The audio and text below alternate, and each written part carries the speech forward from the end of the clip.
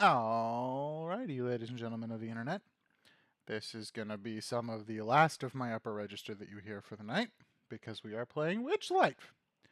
I will make the Bilna here the bottom line. I have to do this differently, so you'll have to bear with me. So go ahead and pause. What? I think we're good. I think that's a good pause. Wait. Just do that. There you go. There you pause. And there is your recap. Now I poke this button, and then I poke this button, and we are on the internet. Hello, Hello, Internet. Hello, Internet. We are here after leaving off last session where you had Ebony, the wee little halfling with her pet familiar popcorn, the sugar glider, and Cormac, the big old Goliath man, had just 3 days ago met with a warlock by the name of Madrick. And I'm drawing a blank on his name, so I'm doing good. It's been so long. Talking about something that that this person wants them to look into. And I don't think it's quite been known. I think that I believe some discussion has happened about the person named Zabilna. That Magic was looking for the whereabouts of Zabilna. Is she safe? Is she okay? Magic feels like Zabilna, her power is fleeting, gone, missing. Oh, music in the background just changed. That's weird. Sorry. Anyway, they approached the Witchlight Carnival and were immediately met at the ticket booth where the Goblin Tickless. Gosh, this is gonna be one of those nights, folks. I was on the road for like 8 hours It's all today. good.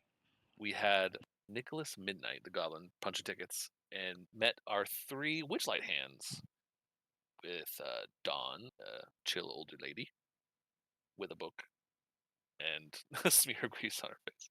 We have Stripes, the lovable, energetic orange cat shifter, and Aggie, the thin Galaric tiefling who unfortunately had the random chance of being amused by everything after tickets were punched. Then we have everybody met at the ticket booth. There was the implication of this feeling that the Witchlight Hands had about these two, where you felt like the fairy dragon that had visited you a few days ago was referring to these 2 individuals, that something important was going to happen and you're going to need to find a portal entrance to Prismere. And you don't know where it is. You've heard of it in passing, but you don't know exactly where it is. Sorry, the music is actually distracting me, which is very rare, but it just totally shifted tone, so put a little losh on that. it's kind of crazy. Here we go. Switching gears here. Let's see. So you started to go about the carnival like you would, just to enjoy the night, and in passing keep an eye out for whatever it is that you need to keep an eye out for. Unfortunately, you have no real leads to go on, so the best thing to do is enjoy the night. You know that halfway through the night, you'd have the big top extravaganza, and at the end there was the crowning of the Witchlight Carnival. You were given some gifts by Northwind and his little squirrel friend Red, and prompted to make some wishes, which I believe all of you have sent me wishes. And some of you were able to catch some of the seeds that were flying through the air, and were granted some thing.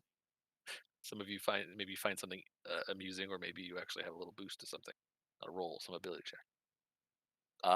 You decided that your first stop was going to be the Pixie Kingdom. Eben was very interested in that, but maybe thinking the wrong thing. Instead of playing with the pixies, you become pixies.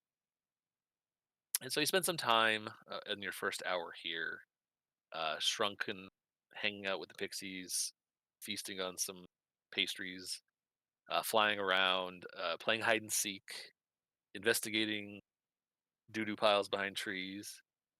Uh, yeah, you you had the pug. You made a friend, Stripes, with the pug, and the Aggie friends with Biscuit, Biscuits. Biscuit the hamster.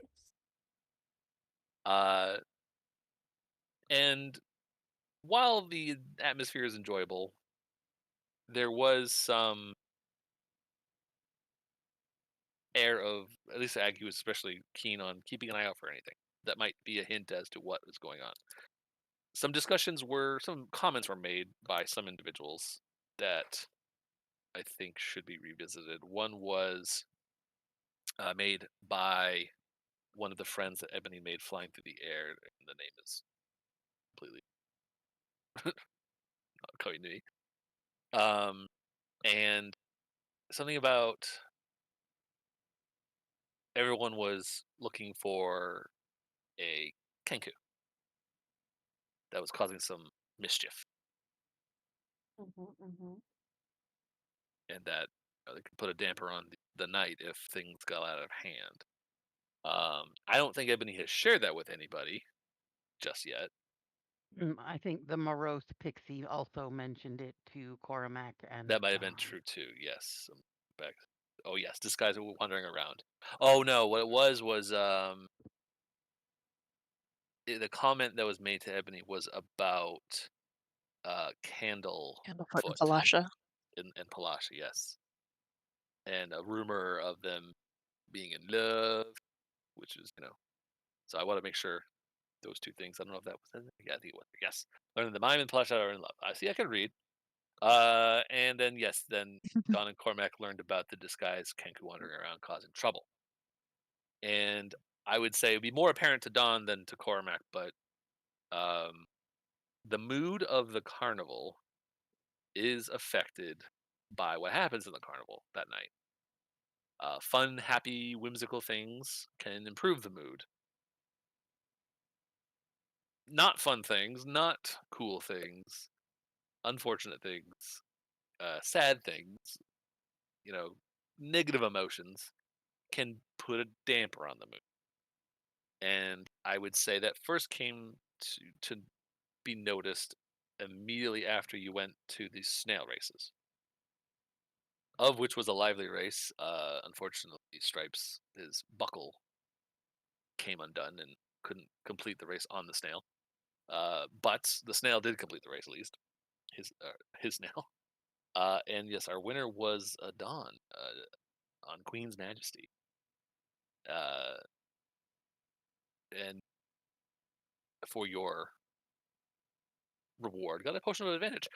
And as the crowd was cheering for this very eventful race, by the time it was completed, and the fact that it was a pretty packed race.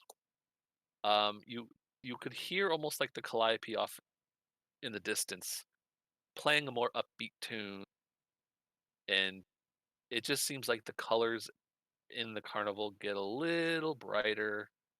It's almost imperceptible when you just have one shift, but I think the Witchlight hands would be familiar with the ebb and flow of the mood of the carnival, and you would know that the mood of the carnival is extremely important, especially to Mr. Light. Mr. Light being the tall gang. Uh, and basically that can improve or dampen the mood for everybody and how things go and how the performances go. So that's why the desire to keep the mood up is always there, uh, which does wonders for customer service in this place. And the impetus to be uh, good Witchlight hands and help everybody. So after the snail race and the mood improved, You're walking away, and you're into your second hour here. You haven't completed 2 hours fully yet, but I'd say after the next thing you do, we'll have completed 2 hours here. Um, you would have noticed that Stripes was getting the zoomies and did some tumbling and ended up in a storage shed, a tent, I guess, not a shed. And when dusting himself off, stood up and noticed there was this small but growing crackling rift in the air at head level. And as it grew bigger, it kind of became like a big enough window to see through. And instead of it being like into the other side of the tent, it was into what looked like a whole different place. And a spooky castle was witnessed with a stormy sky, red moon, a dark figure that burst into a cloud of bats, and reformed in front of that opening. It was reaching for the open portal before it closed up and snapped, and that was where we ended our session, with Stripes blinking probably at what just witnessed. So, the unnamed group of people that are all sorts of things. Ooh, what are you all doing next?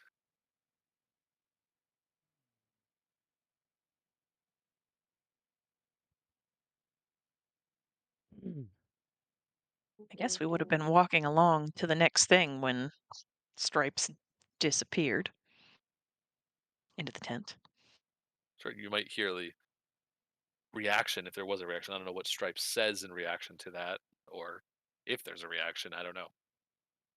Uh, How would Stripes react to that very odd occurrence?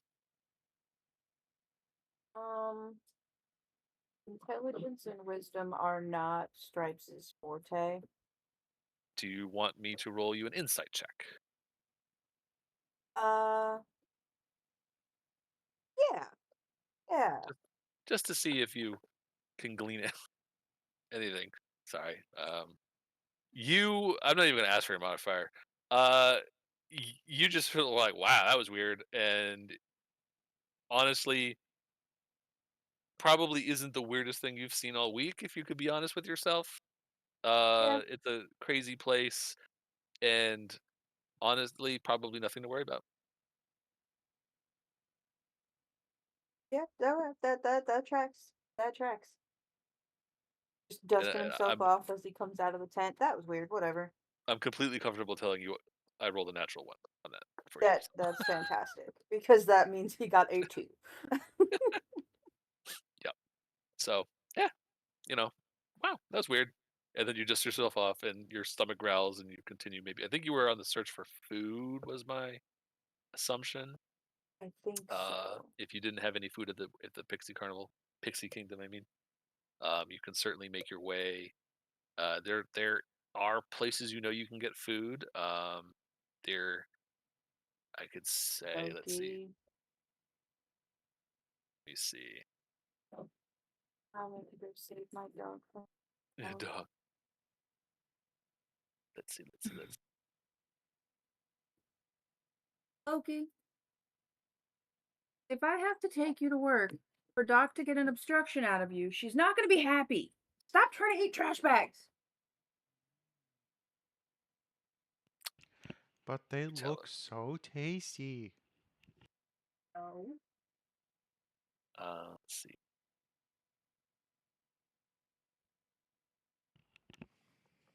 So I would say if there's not like a necessarily a specific location that will require a punch. I'll say that if you want to go, there's in the small stalls area. There's where there's lots of carnival games. You might be able to find some food there. You could go all the way to the feasting orchard, where it is on the other side, but Yeah. that you definitely get food You know that, huh? You might cut out. there. The Witchlight Hands would know that. Oh, that there's food Sorry, there. Nick. Okay. The feasting orchard is definitely a place to get food, and is a generally good time if you want to work your way over there before the big top extravaganza, Ganza, I should say. or if you want to do something else along the way, that is up to you. So Maggie, being a little bit of a guide, will just, point out, yeah, we can get food at some stalls, or there's something else on the other side of the carnival. But if we're also looking for whatever this thing is that we're looking for, um, we've Maybe a got little the methodical is a mystery good mine and the idea. yeah. and In fact, as far as Cormac and Dawn go, have you? Hmm. I can't remember if you've shared the news you heard from the Pixie about the Kenku. I think I don't Don, you'd probably at least feel obligated to tell your fellow Witchlight hands, if not Ebony. At least, exactly. so I would say at least the three of you would know that if this Kenku messes up the night, even though you're off duty, it We still isn't going feel to some be responsibility to keep things light. right. You still Yeah. want to make sure the mood of the carnival is maintained, if not improved. Yeah, and I think with that in mind, Don isn't going to just jump on spreading bad news. Don is going to wait until the next good decision is made. And then as we are walking toward whatever goal we've all agreed on is the next fun thing to do, then Don would slip it in conversation.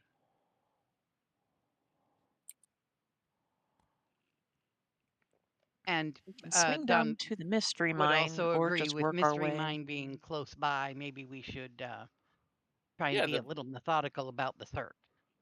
yeah, Yeah. and the mystery mine is pretty close. I think those little two, the Outstare, the Cyclops, and the Ring Toss, are two games. I don't know, are they evenly spaced throughout? I'm trying to see if there's other little signs. There's the Lost. I'm trying to see if they have other signs for the other small stalls. I just find it Not funny that that I can There's see one with named. the flowers has something pain or paint, but the sign is angled so you can't read it. interesting. Where is that? We'll hit the Maybe. mine and then swing back up toward the big top along the Hall of Illusions. Uh, And you definitely see Aggie's face, like she narrows her eyes because she I guess I already said it was kind of part of her job that she keeps the peace more on the northern side. So this is she deals with troublemakers, I guess. face painting apparently, which is not on my list, but yes. um. Okay, so you want to head to the mystery mine? Sounds good Mystery to me. mine. Okay. Jeez, zooming is so sensitive on this map. What the hell? Yeah, yeah. There's a lot of detail when you zoom in too. It's pretty wild. All right. So I'm you just trying wander not over. to You pass by disorient you. a couple small stalls where there look like there's some games you could partake in. Head to over to the mystery mine, and the mystery mine is, as the Witchlight hands would know, is propelled by magic. Mine carts laden with fairgoers. They're trundling into this open carved like dragon mouth. As you watch, as you approach, you see that the carts reappear moments later on the far side of the attraction, with the passengers expressing a mixture of bewilderment, fear, and excitement.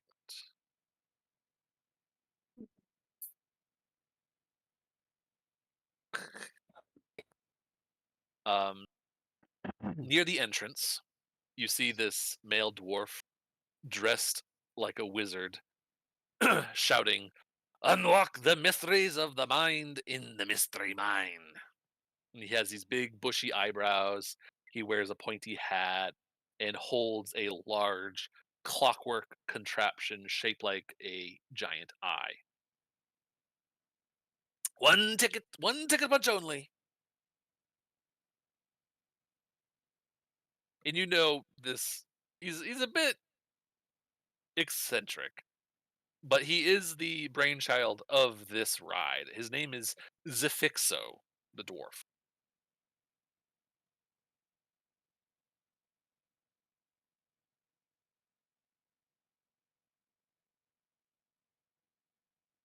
He's like, "Come, come, He's come." He, he's he, a fixo. he, He's beckoning you towards his contraption. Gaze into the all-seeing eye. Does anyone take him up on that? Absolutely. Yeah, definitely. We're going to engage with whatever's here. But again, Don is like Aggie, just keeping an eye out for anything that looks different from what I'm accustomed to seeing on a day-to-day basis as I walk past this thing that I rarely engage with. None of us hands have ever actually been in this ride, whatever that It means. So it it might be a good likely place to look for it something. likely wouldn't be a place you would normally. So as you like approach, he's like, "I'll punch the ticket and gaze into the all-seeing eye." So I'm gonna one, Seen anything hold out weird my around ticket. Fixo? what's that? Sorry, I just heard a. Oh, Aggie would have been. You seen anything weird tonight, Zafixo? Mm, there's I always mean, other weird than your things in the mysteries. mystery mine. There's always weird things in the mystery mine, but nothing of particular concern. She'll And hand he over just her ticket. kind of like wild-eyed, and it's not incredibly. You're not incredibly sure if he's putting on an act or if he just really is this way. He's very weird. Is he like this off duty? Oh, absolutely. He's like I said, Okay, he's yeah. very eccentric. So, I'm not Um, planning on getting any information out of this guy. so he punches your ticket. You gaze into the eye, right? One by one, you punch a ticket. The each mine cart holds up to 8 medium creatures. One thing I need you all to do is DM me as you stare into the eye. You feel like it's staring into you. Truly, it's not just like a prop. I need you all to write down and DM me the name of a creature that your character fears. Could be any creature.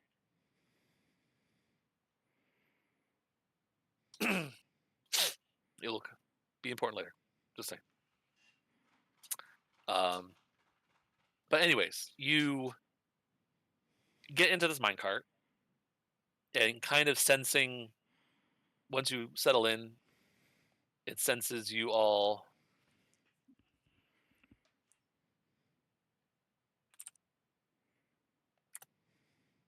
sitting, and when it knows that you're all seated, it starts to move forward and trundles, buying time for you all to come up with something that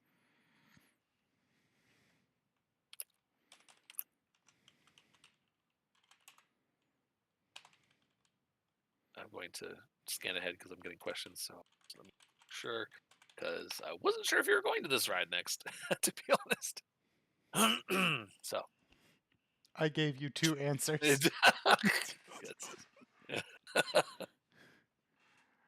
Figured that would be a good joke.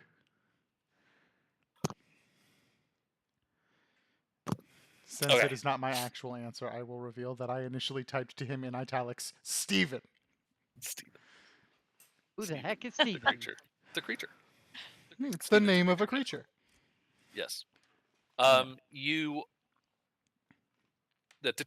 as the minecart rides forward, you pass through the dragon's mouth, and the ride plunges you into this illusion-filled semi-plane of undulating hills, corkscrewing trees, and prismatic skies. It's very pretty background. Let's see here.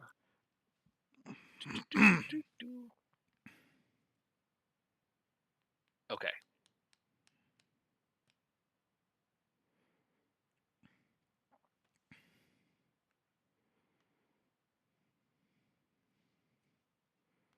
Is that Stripes jumping on Aggie as we get in the mine part? What's that? Sorry. Let's go. The image of the orange cat Good. jumping on the black cat. Yeah. Stripes jumping over Aggie to get into the minecart. Woo! Right. And I've decided that Cormac has to count as 2 bodies in our minecart.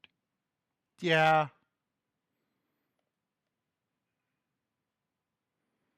Okay. Sorry, I'm Yeah. reading. Sorry.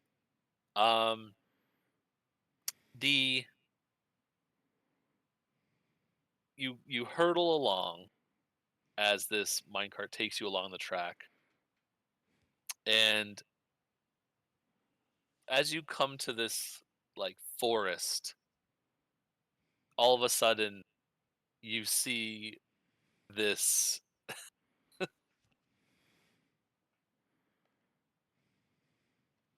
pick one. Okay, I don't know what that is, but all right, we'll go with it. Sorry. Just, guys, here. What happened to some of your notes? So you hear this howling coming from the trees, and next thing you know, there are werewolves hurling themselves at the minecart. Oh, Jesus.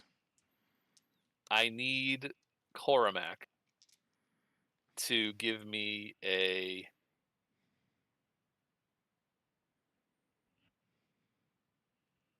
I need you all, each of the card writers, to make a wisdom saving throw, but I need Cormac to do it at disadvantage. Oh, good. Oh, What that's am- already what am I terrible. doing? Oh, cool. It gets worse. This is a ride. It's supposed to be fun. Why? Wisdom. Sorry. Okay. What am I doing? A wisdom saving throw? A wisdom Yes. saving throw. Oh boy.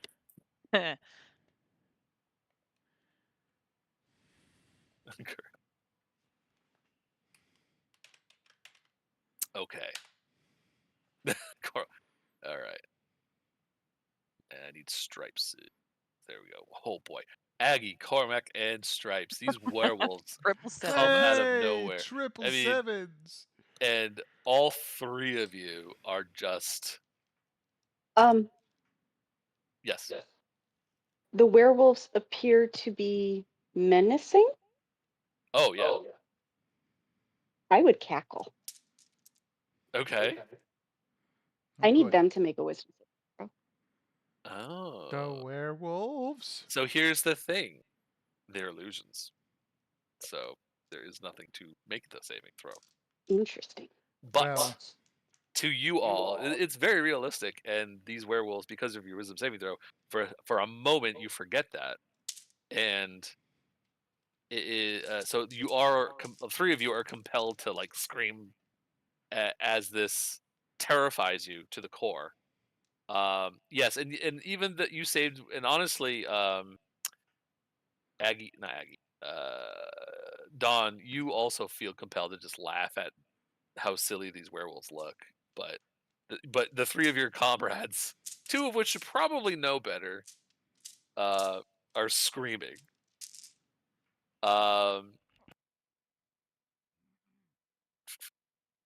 Okay, I'm gonna need you to keep track of how many you fail. Okay, so just but make a little tick mark. We could probably go back and look. As the cart continues through the woods, it kind of crests a little knoll, and beyond it is this little hollow. And in that hollow, as the cart is continuing, there's a hut with little smoke coming out of it. And as you start passing by, it almost like slows automatically so you can get a good look at the hut. And while you're looking at the hut, out from behind a rock to your right, a jump scare of this decrepit, ancient looking woman with white hair, gnarled nails, and yellow teeth screams and cackles and also seems to hurl herself, reaching particularly for Ebony. I need you all to roll another wisdom saving throw, but Ebony is at a disadvantage this time. you've got to be kidding me.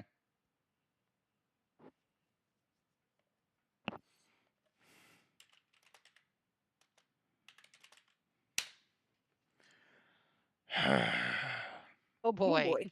All right, guys, we gotta roll We better all this be scared of Baba Yaga. So yeah, this Baba Yaga is Not very me. convincing, and part of it is you were looking, you like you were mentally preparing yourself for something to jump out at you out of the hut or something, or out of the window of the hut, or from behind the roof or something, and it definitely distracted you. And everybody except Stripes, who wasn't paying attention to the house at all. Uh, but the rest of ADHD for you the are caught win. completely off guard and scream and fail as well. I But Stripes require information. As you can see, yes, I specifically rolled a nat 1. Is that 2 fails? no, it Okay, counts as one thank failure. the gods. So far, this is very, very frightening, Red for Cormac. Yeah, you know. And Dawn is like desperately trying to hunker down in the cart, like, oh God, don't let them see us. We gotta hide. That's not good. A little bit of panic. Excellent. All right. Um. Then, as the ride continues through the woods, I have to research. Let's see. Trying to way back to Discord, trying to make my way back to DMs, and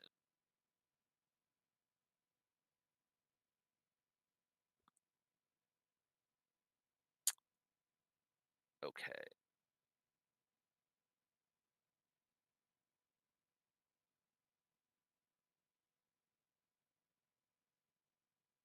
Oh, it's a oh, that's why I'm not finding it.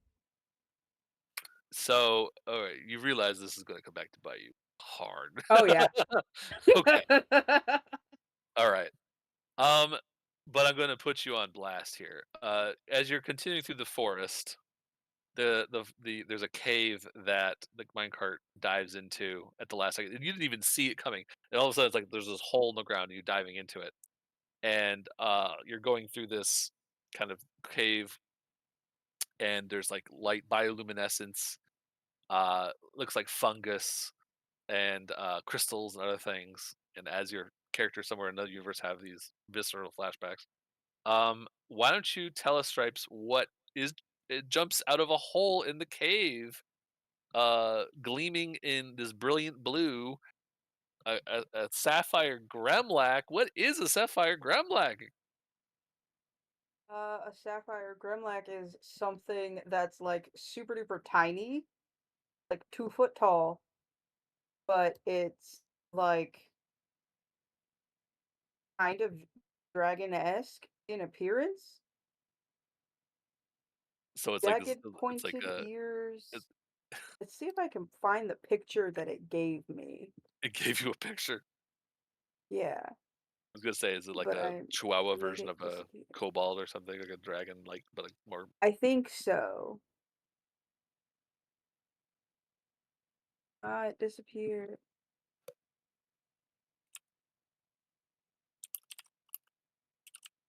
No, I looked somewhere and it gave me a picture.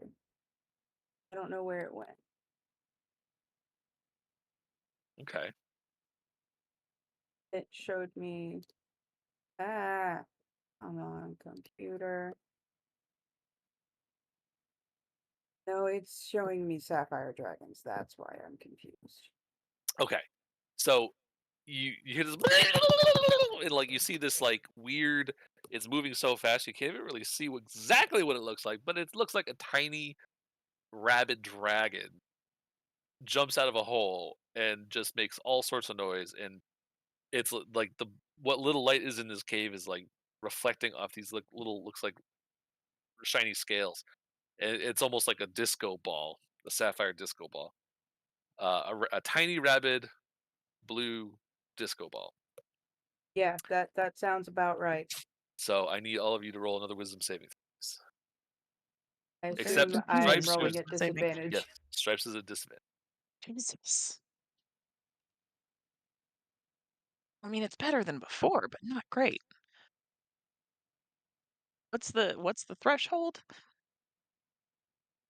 What's a save? What's the number you rolled? 12. 12 is enough. 12 saves. Okay.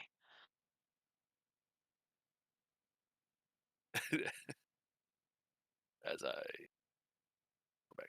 Okay. So we have Ebony succeeds, Dawn fails, Aggie succeeds, Stripes fails. And Cormac fails again. Ooh, Cormac, man. This is a like scary ride. Real this scary you ride. are. I almost tempted to make you do a Constitution saving throw, This my man. this is the This worst. is the you are sheets of white. If you weren't like, Can I your can skin I tone is draining. can I What's that? bury my face? Can I bury my face in his chest? Ah. You can certainly try, I guess, if he allows it. Yeah. All of you are caught completely off guard by this thing. You don't know what it is, and none of you have ever seen one of these things before. And the sound echoes off the cavern walls. It just amplifies it, and yeah. And we've created a new character, a new type of monster that is definitely not going to, I'm sure, show up at all later. Yeah, no. It's totally fine. Don't worry about it. And then you enter, you go deeper into the cave, and you are starting to like ride along like this rushing river. And you exit this cavern system on the edge of a little village, and the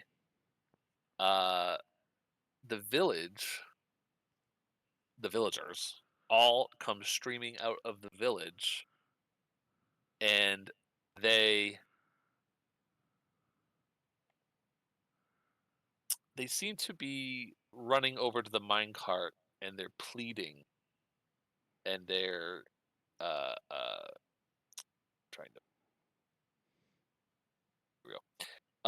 There's this group of villagers are pleading and begging, and they're all gesturing for you all to help them and to save them. And why aren't you able to solve our problems? Why aren't you able to?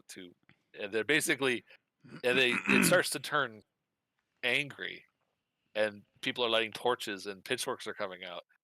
I need you all to roll a saving throw. A what saving throw? It's another wisdom. Another wisdom saving throw. But Dawn, you are at disadvantage. Yeah. Fucking hell, Oh, man. that's bad. Oh, that's bad. Oh, that's real bad. You guys are gonna have a rough time. And so Stripes is Dawn, It's more good to know that terrified wisdom than saving Dawn. throws are effective against you. yeah, Dawn had buried her face in Cormac's chest, and as soon as we got away from the disco ball flashiness, sort of sat up and was trying to recomport themselves, and then saw the stream of flesh approaching like a horde of zombies, and panicked again, and visibly started sweating and hunkering lower and lower in the cart, and eyeballing the group like, oh God, are you gonna protect me here? Are we gonna hide me? Just hide me. And as the group is like, you're about to be engulfed in this throng, if you will. The minecart lurches forward, and as it exits the village, and it starts going down this big hill, and at the bottom of the hill you see the Witchlight Carnival. And Oh, thank God. as you approach the Witchlight Carnival, it zooms around the Witchlight Carnival itself on a track, and as it starts approaching the mystery mine where it is, it looks like it's going to merge into the back of the dragon. You see, stepping up from behind some tents.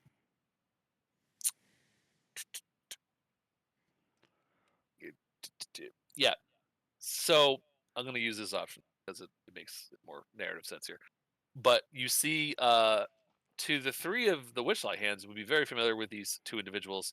You see the tall, lanky, Harlequin-esque dressed Mr. Light, and the more business, portly, almost business-like Mr. Witch step out from the tents and are frowning at the people in the group here in this minecart, and are kind of the disapproving gesture is, for the 3 Witchlight hands, more stern than you've ever seen them be, and they're saying that if the witch, they just said like Witchlight is, if the mood of the Witchlight Carnival doesn't improve, maybe you'll be seeking employment elsewhere. And Aggie, obviously you have disadvantage on this roll, but the rest of you, maybe even Ebony and Cormac, who at this point are just like, yeah, I don't want to be fired. I don't want, you know, this one or did I? Huh? So I'm rolling again. Yeah. I thought Yep, this everyone was rolls. over. Nope, one more. God damn it. Fucking god damn it. There should be one roll per person. Basically, everyone gets disadvantage on one. So you have a maximum of what, 5 here? Am I doing the math right? Yes. 5 fails or 5 successes, or somewhere in between. Those I'm purple gonna- undertones in Aggie's skin just drain, and she goes just this gray, and she just looks horrified and is sinking down in her seat. So, Ebony, you do save. Strike saves. Wow. Yes. Ironically. And Cormac, brother, I All right, don't think Gregory. you succeeded in a single one. No. Gregory, I get down here. Swap some dice around with me. Oh my god, I cursed. failed all 5, and I got 2 nat 1s during that.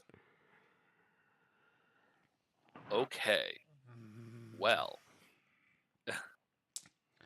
This is a set that Sky got me. It is getting sealed in the bag it was given to me in. I am never using it again. No, it just needs to be cleansed. Yeah, I need to do some kind of Get cleansing outside, ritual roll on it in the that set. grass under the moon. Okay. Yeah. So, let's see what happens. So then the minecart lurches forward again and enters like through the back of the exit, right? The where you saw when you approached is the exit of the minecart, and it trundles forward, and you see Zafixo standing there and be like, "Welcome back, everybody. I hope you had an enjoyable, illuminating ride, confronting your deepest fears." And he stops. He's like, "Oh my, are you okay?" He's looking at Cormac. I don't think I've ever seen anybody that big so pale. You better take him somewhere to go get something to eat or something. Oh my.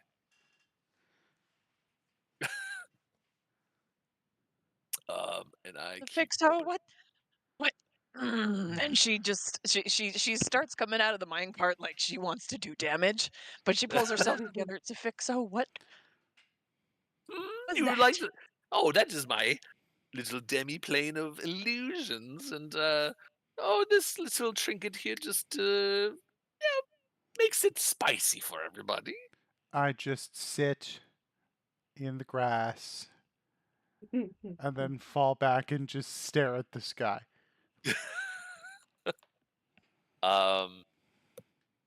Let's see. So,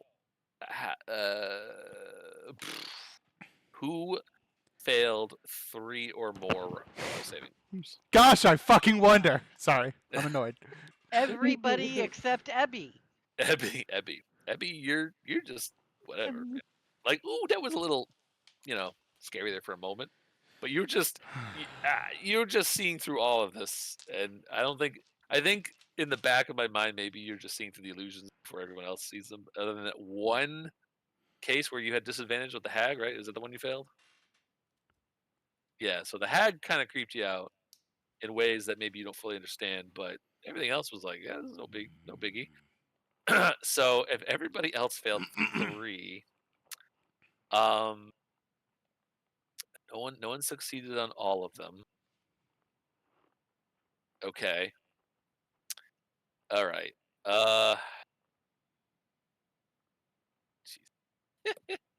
Okay, for the next 3 days,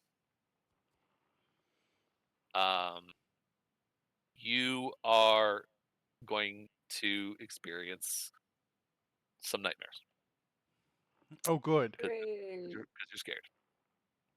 Um, we will tackle details about those nightmares when we come to them. Okay. Okay. Okie dokie. Yay. It's a Let's see. carnival. It's supposed to be a happy, fun time, okay? Well, people like to be frightened at carnivals. There's scary rides at carnival. Oh. It's called thrill. You know. Okay. So after that riveting experience, the you hear a dong and it chimes over. You are now into the third hour of your experience here. I would say, yeah. So you probably have time for maybe one, or depending on what it is, two events, two rides before you have to go to attend the Big Top. I will mention this: the Big Top is accessible even before the Big Top extravaganza. You can go there and hang out and see what's going on. I know the Witchlight hands you know that if you go to the Big Top, there are acts that are happening all the time.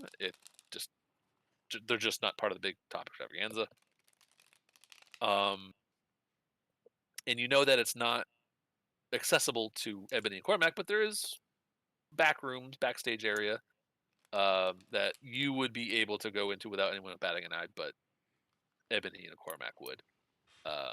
Let's see, just things that you would know, kind of offhand of like the layout of this place. Yeah,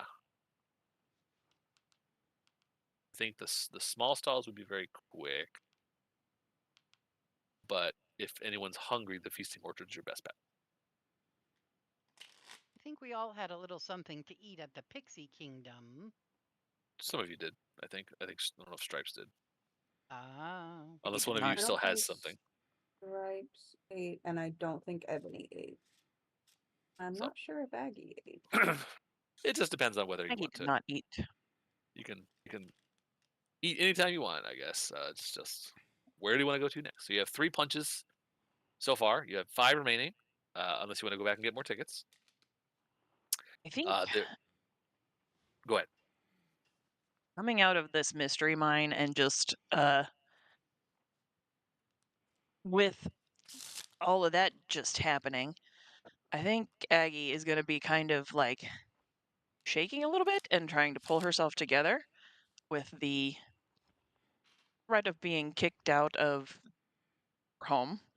And also there's the looming of that fairy dragon having told us that the fate of her home could be at stake if these people don't find what they need.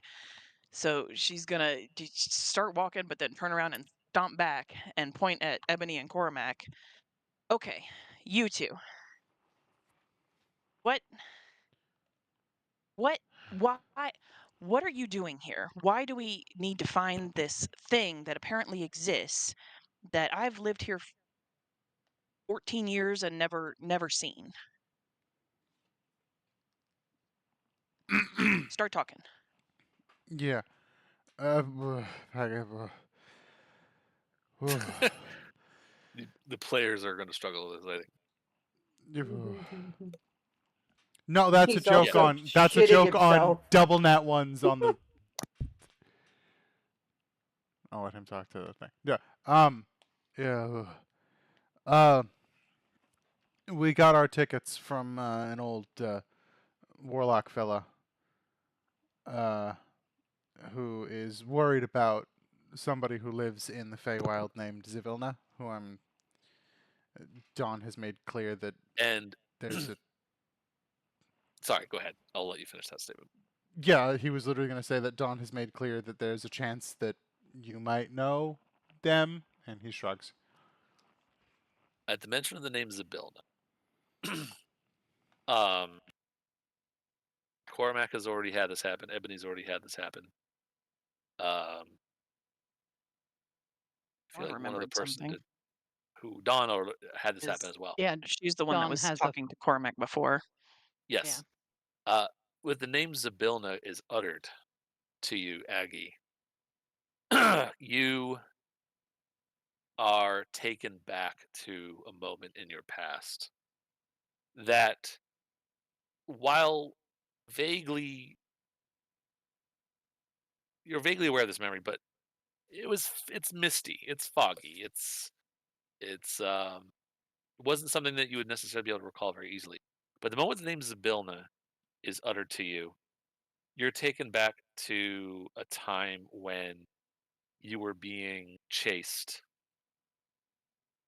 And I may not get all the details off the top of my head correct, but so feel free to either take the wheel and describe what happened to Aggie way back then. But this would be the first time you met Zabilna. And there I was a was gang that was. Yeah, go ahead. Go ahead. I think. I was on my first quote unquote job as a fresh green adventurer at 15 years old. And we were supposed to be a protection detail for a cart on the road, and we got attacked by bandits. And two of them saw this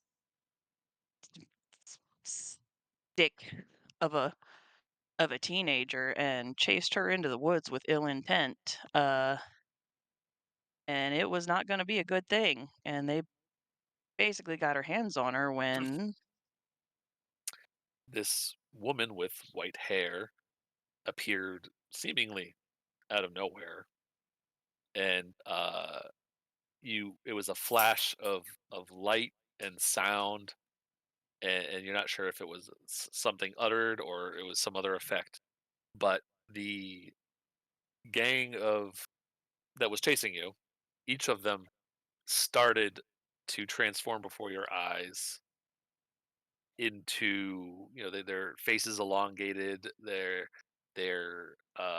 torsos became more barrel shaped, their started growing fur, their ears lengthened, and before you knew it, you were staring at a group of donkeys that these individuals had been turned into. And the woman comforted you, said everything was going to be okay, and said that she would take you somewhere safe. And, being at that moment frightened, let her lead you to where you've been ever since, the Witchlight Carnival. And it's one of those things that it's been some time. You've been here at the carnival for a long time, and it's just you haven't thought about that moment in a long time, and it just comes rushing back to you. And it's clear in your head that the person being referred to as the Billnet was the person that helped you that night.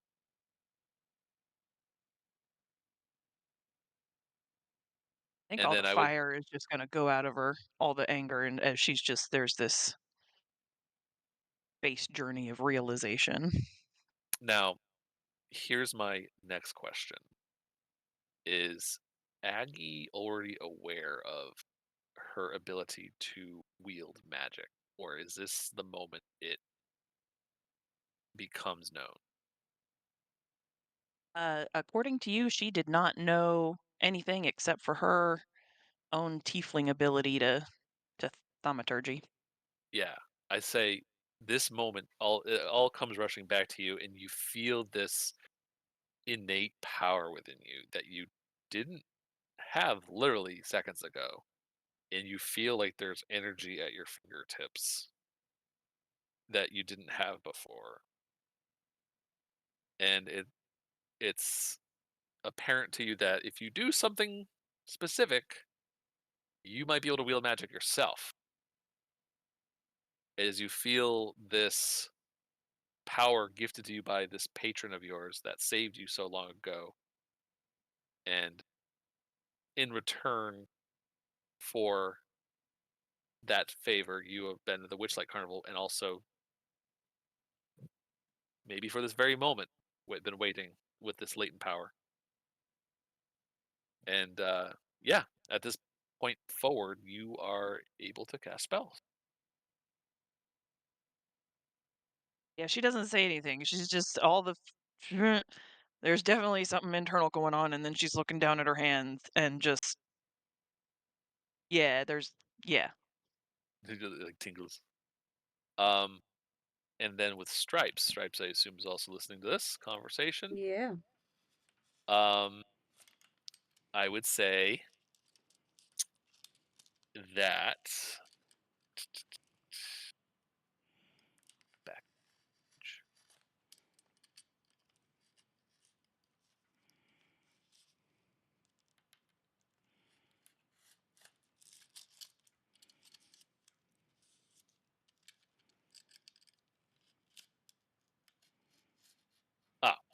Roll me a d8, Stripes. What the fuck?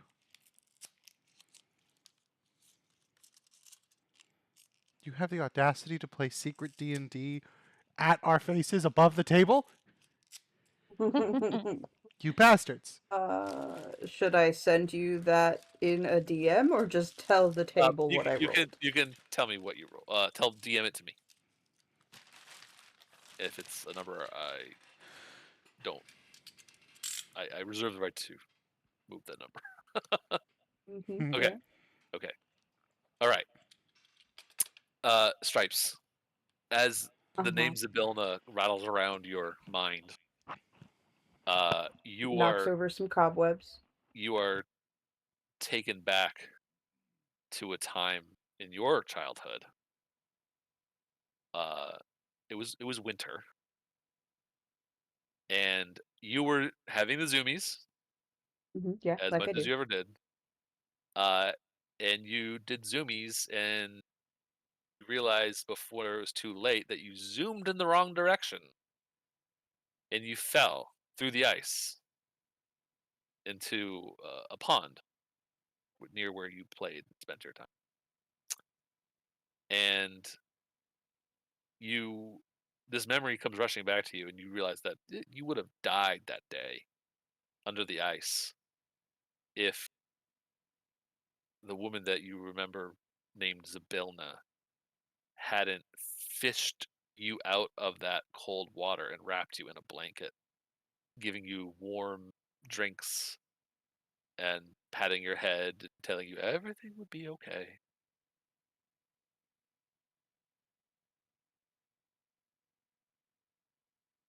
And you realize that Zybilna has been in your life before.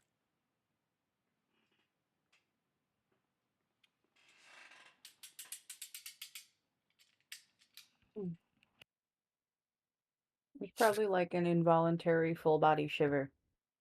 Yeah, suddenly you feel like your breath is a little frosty in that moment. So, anyways, carry on. I just needed to interject that little happening as the discussion was taking place. Of course.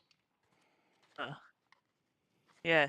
So in the chat as that was happening, Aggie's looking down at her hands, and then Ebony kind of takes one of her hands awkwardly and then makes a quirky, funny face at her.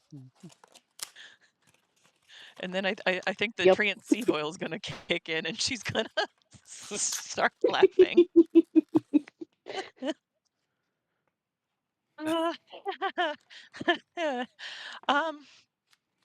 Okay. So I assume, based on everything I saw your face just do, that you at least roughly understand the import. And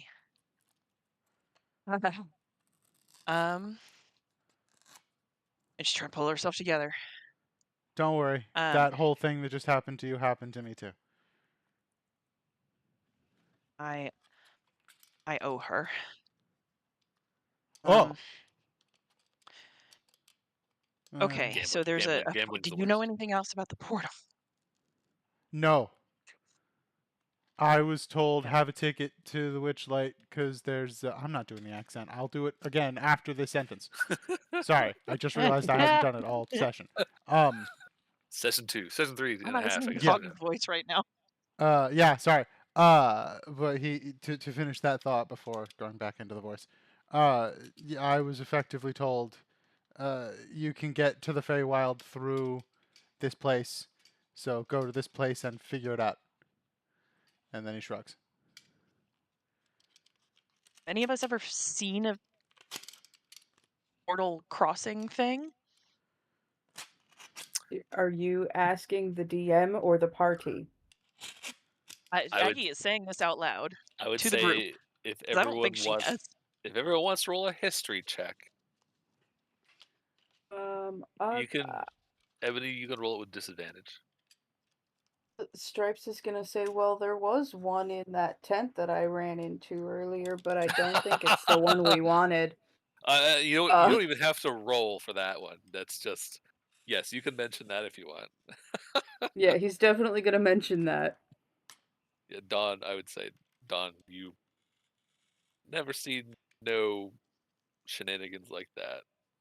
Ebony, no. Stripes, well, other than that one event, no. And Aggie, you've certainly not. Um, I like the number 7, but I need to stop yeah, getting that tonight. Rolling not it. great for rolling. All of you are other than Stripes. If you want to talk about what you saw, elaborate. You do remember that because it happened literally less than an hour ago. But as for something that resembles a Fey crossing to the Feywild, no, none of you have any experience that you can recall definitively. Yeah. He would just kind of very nonchalantly like, well, there was that one in the storage tent that I tumbled into, but it definitely was not into the Feywild. I've been to the Feywild. That was not the Feywild. That was weird. Okay. We will revisit that later. In the meantime, In the meantime, Sounds weird, but we're gonna leave it. We're gonna put a pin in that. though, uh, Aggie, um, uh, well, when our friend Cormac here said the name Zabilna, you had like a epiphany of some sort, I could tell. And I gotta say, when he said the name to me for the first time, it conjured a memory, a vague memory, of this woman with white hair that came and took care of me when I was sick as a child.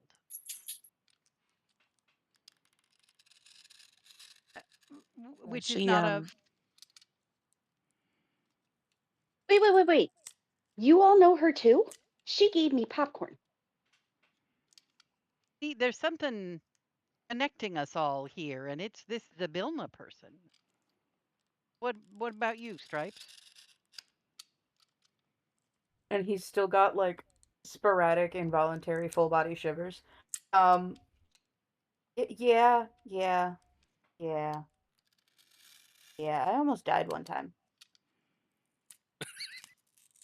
Just the one time? Really?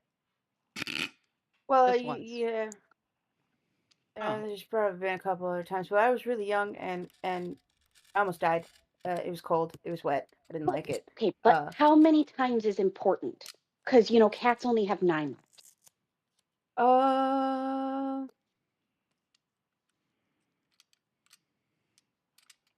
6.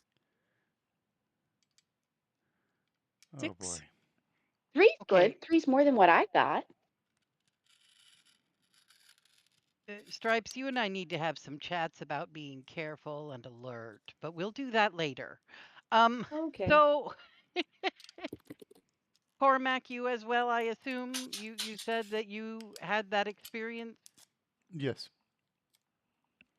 So I just I I just felt like we all needed to acknowledge that somehow we all know this person, that these two people have been sent by some other guy to go find. My recollection is of a positive experience in my lifetime.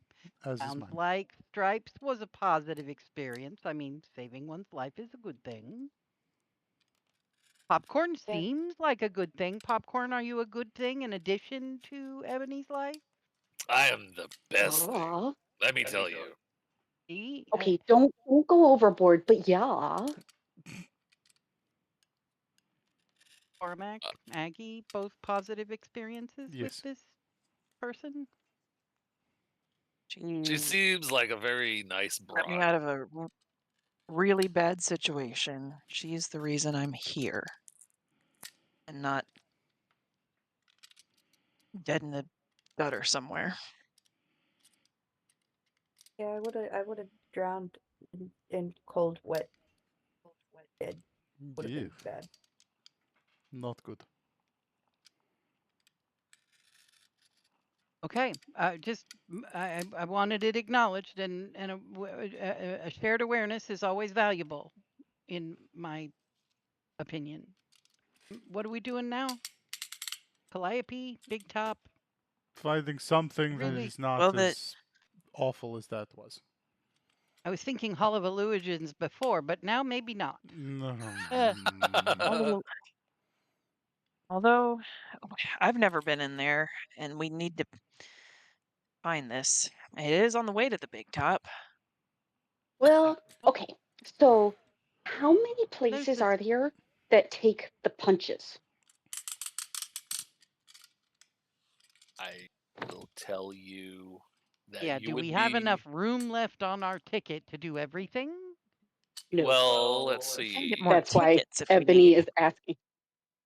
I would say I'm gonna just I'll highlight in blue anything that doesn't draw in. This doesn't Ebony is require. wondering if we need to group off, so to speak, to ensure that. You can always get more Party. tickets from Okay, Nicholas but how Midnight. many are? How much is tickets? Because Ebony's not got a lot of cash here, dude. He has a means of non-monetary payment. Oh, that's not scary. Not You even a don't little even bit. know what it is. Jesus. But to be fair, the question is a good one. Let's see if I can answer to that. Don't remember off the top of my head. Booth, there we go. They're 8 silver. Unless you want to pass yourself off as a child, Ebony. I could. But the jig might already be up because You you already told Nicholas insisted. that she wasn't a child. Right. Yeah, just want to try and pull a fast one. But they're 8 silver each.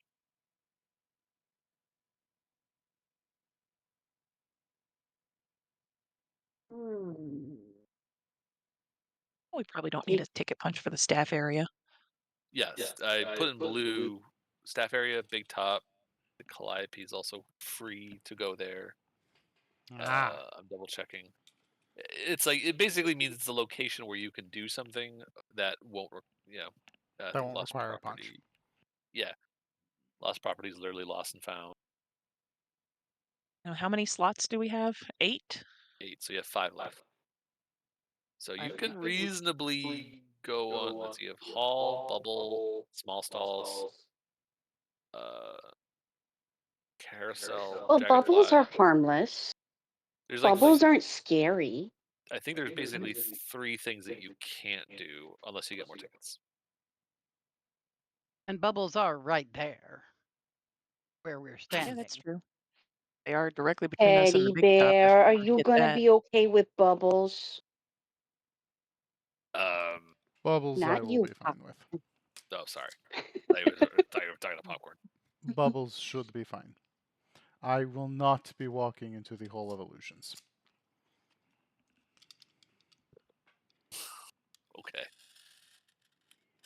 Bubbles it is. Let's go. Uh, You mean I jumbles? think. Sorry, I don't have any hot dogs in my pocket. Oh, that's a shame. Mhm. Anyway, you want to I- do bubble ride, the bubble teapot ride. Okay. I think Dawn and Stripes both said bubbles it is at the exact same time, and Stripes Yeah. burst out Now- into laughter. Now, all of you don't necessarily have to do the ride. It just means we'll do a segue of some of you, but it's up to you. If Right. all of you want to go on, that's fine. As you approach Mhm. the bubble pop teapot, there's this 20-foot tall teapot on a wooden platform. Its painted surface whirling with moving imagery of flying dragons breathing streams of bubbles. A door at the base of the teapot allows entry to its interior. Those who enter emerge from the spout enclosed in a bubble that detaches to float off across the carnival. There are 7 goblins sitting around the platform sipping tea from mismatched porcelain cups. The assuming you approach, it costs 1 ticket. See, you can get an overheaded view, so you'll be able to see more, especially if we get to float like across the place and like land maybe near the food. Maybe, you think? By the time that you're done this ride, you know that it will be time for the big top extravaganza. Just so you know. Can you land anywhere in the carnival, or does it kind of bring you back here at the start? I will tell you that you would know. Any large or small creature that enters the teapot is enveloped in magic bubble that floats through the teapot up in the sky, granting a wonderful view of aerial views of the carnival. It pops after 1 minute, and then you gently float to the ground.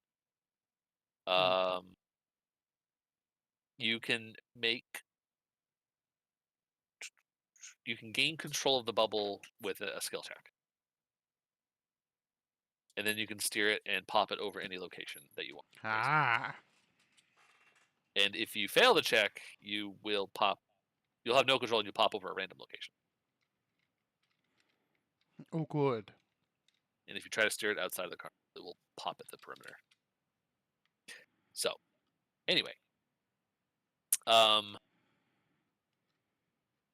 so you continue on to the bubble pop teapot. Everybody, Mm-hmm. okay? I would like to approach the goblins with the teacups. Yeah, sure. You'll recognize that the ride is managed. You would know this by a pretty friendly goblin that goes by the name Treaclewise. Afternoon, Treaclewise. How your day going? This one's going to test me as a DM, so just bear with me. Oh boy. Um,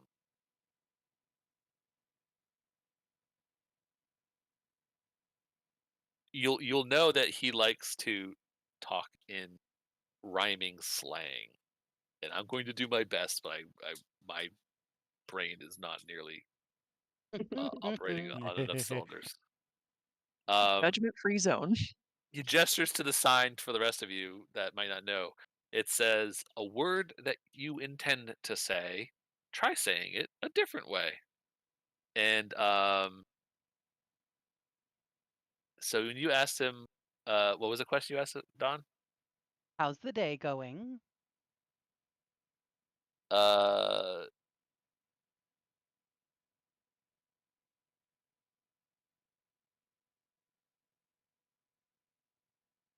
boy, this is tough.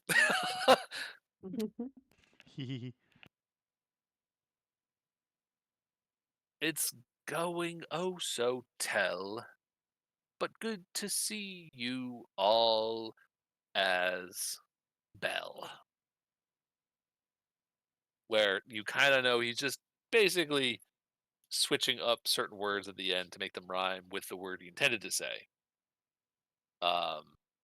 He might use phrases like toil in trouble instead of bubble, gnarly tree knot instead of teapot, bramble thicket instead of ticket.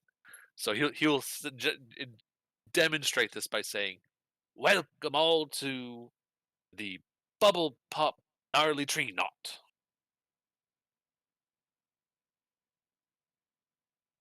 Present your bramble thickets, please. Bramble thickets. Bramble thickets." And is there extra tea should I decide to hang back and have a sip with you? And he'll kind of point at the sign. "Tea is reserved for those who bang the gong."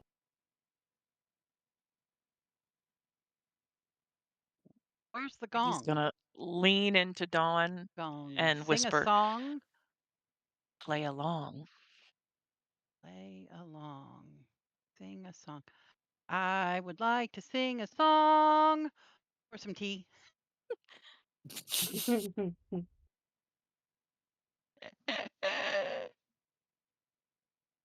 Or some tea. I'll sing a song. Nice Slowly, fry, Queenie. my nice fry, my dear. A song's not necessary to the ear.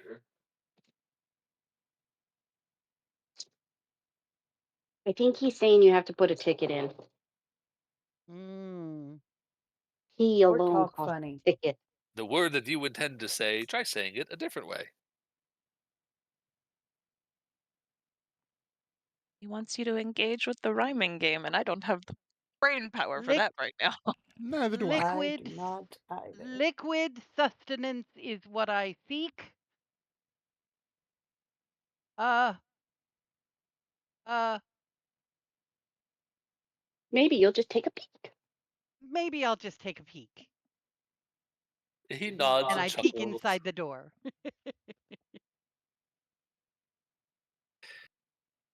Take a sleek, you say? And he chuckles, and he's like, he just sort of like hands on his. He's like, "Oh, you," and he offers up a little packet of scatterleaf tea to you. So I Great. don't know if it might be in something you can add to your inventory, but look for scatterleaf tea. Right now, Dawn's the only one who's done the slang rhyme, unless someone else is, and I just have completely missed it. Well, I did get help Nope. from Ebony to come up with the last rhyme, but no, the T is not coming up in D&D Beyond. I'll just make a note of it. Yes. You would be aware that scatterleaf tea, if you use an action, you can scatter the leaves on the ground in a 5-foot circle radius, and it duplicates the effect of protection from evil and good for 10 minutes. Mm. You must stand in the circle of tea leaves, and as you do so, a cup of hot, delicious tea will magically appear in your hands, and it's good for one use. Well, that's great. I was literally just going to sit with these boys and have some tea while you guys go riding in balloons, but bubbles, but this is nice too. Thanks so much. And then they'll offer you some tea, some actual. Treacle Wise. Thanks so A much, cup Treacle of Wise, and tea. I'll tuck that in my pocket So and take the cup. if you're not going to ride on the ride, though, you don't need to have a ticket punch. So if you're just going to sit and drink some tea, you'll be fine. That is correct. That's Okay, my plan. perfect. Okay, everybody else? A cup of tea is no good. Uh, uh, uh. I went to see the Brambleblitz and I handed a ticket. And he's just like, much wetter, and hands you a packet of Skyleaf tea. Ticket. I went to be in a bubble. And gestures you to step into the door. I want to see all the things. All right, and as you step through, you can feel the bubble forming, and spat out the spigot. You currently are floating wherever you feel like there's a breeze that just sort of is moving you around. But give me an acrobatics check Uh-huh. if you would like to try to control the bubble. Yeah. Acrobatics. Hmm. Oh, goody. I am so not Ayla anymore. 6. 6. Mhm. You are not able to gain control of your bubble, and it is going to go wherever the winds take you. And please roll a d20. Oh, good. 4. Okay, noted. I'm going to just go find your token, and I will. Ooh, so little. I'm gonna put you where you landed. I'm gonna blow you up so you're bigger. You see. That's not too bad. You end up over by the calliope. When all is said and done, it takes a minute for this to happen, mind you. Mm-hmm. All right. Who else is going in there? Everybody else is, right? So who's next? Aggie's not gonna go. Aggie's not I'm gonna gonna go? wait Okay. until the others do their thing. All right. So you're saving a punch. Cormac, I will Some words definitely for be the, doing this. the guy, but you're going to do it. Mm-hmm. All right. Do you want to engage in the slang rhyme? I've been rolling it around in my brain for the last 3 minutes. No. And he looks a little like okay. So we have 2 people that have, 1 person that hasn't. Player has been completely incapable. So if you step in, you kind of hunch your shoulders and get in. The bubble is bigger, and you're kind of squeezed out the top of the teapot. Yay. Are you going to attempt to control, or are you going to just let it take you wherever? I am going to attempt to control. Go ahead and roll me an acrobatics check, please. Yeah, that other set of dice needs a cleansing because this was fine. You said acrobatics? Acrobatics. 16. 16. Yeah, you're able to lean into the bubble, and you figured out a way to like hold your body in a way that manages the shape of the bubble outside, and you can almost glide and steer yourself. So you can basically show up over anywhere you want. You do see Ebony flailing wildly, trying to control the bubble, and is just ass over tea kettle, Oh dear. and probably cackling while she does it. Yeah, even if she's not going where she wants to be going, she's probably having a damn good time. Indeed. And why don't I have Um, Cormac? Just dying to know if Cormac bashes his bubble into hers, if they'll join up into one big bubble with the 2 of them in it. Oh, trust me, it's Mhm. tempting me. I don't think I have Cormac's token.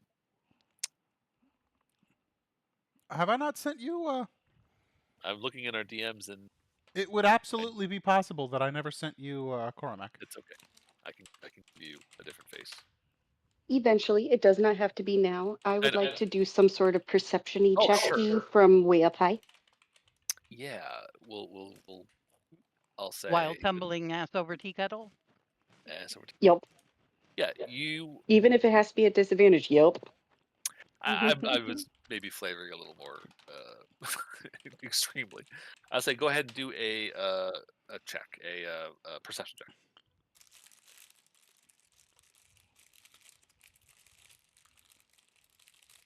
That checks. That's an 8. 8. Yeah, you are pretty much as vertical, and you aren't really able to get a good glimpse of much. You just can hear the sound of the calliope getting louder and louder as you float over it. Yeah, you don't really see a lot with an 8. You might see that there's a lot of people heading towards the big top soon. And honestly, this is such a short thing. I probably won't even like. I'll consider this a very short ride because it's not like it takes a minute to do. So unless it takes 10 minutes to come up with a rhyme. Cormac, we will figure out what to use. Here, I'm going to use this guy because Yeah, just literally anything. Just for okay, well, maybe not literally anything. I'll live with it. It's fine. so you get to decide where you end up, and you can do a perception check along the way. Put me on a path towards the gondola swans and Okay. Silver Song Lake. All right. And You then want to be on like, my way down, I would like to, yeah, like just right in there, that kind of general on the direction. Yeah, and yeah. then on the way down, can I try and look for anything that looks vaguely doorway-ish? Doorway-ish. Okay. Sure. Roll a perception check. should have asked Stripes for some kind of vague description of what they already saw, but I decided not to. Ooh, that's good. My Stripes say perception. something that was spooky and not Feywildish at all. Yeah, but He it was still vaguely Portal-esque. he didn't Anyways, describe it as outside of it was not the Feywild because I've been there and that was yeah, not that. okay. So, dirty 20. Dirty 20. Odds are I'm not in the right place anyway, but You are, as you kind of go up and over, you kind of weave your way towards the big top, on your way towards the big pond-looking lake, the pond-looking lake, the big lake on the other side where the gondola swans are.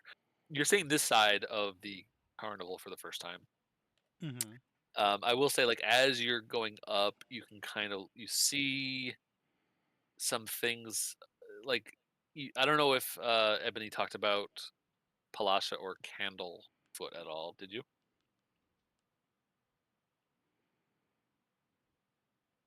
Ebony?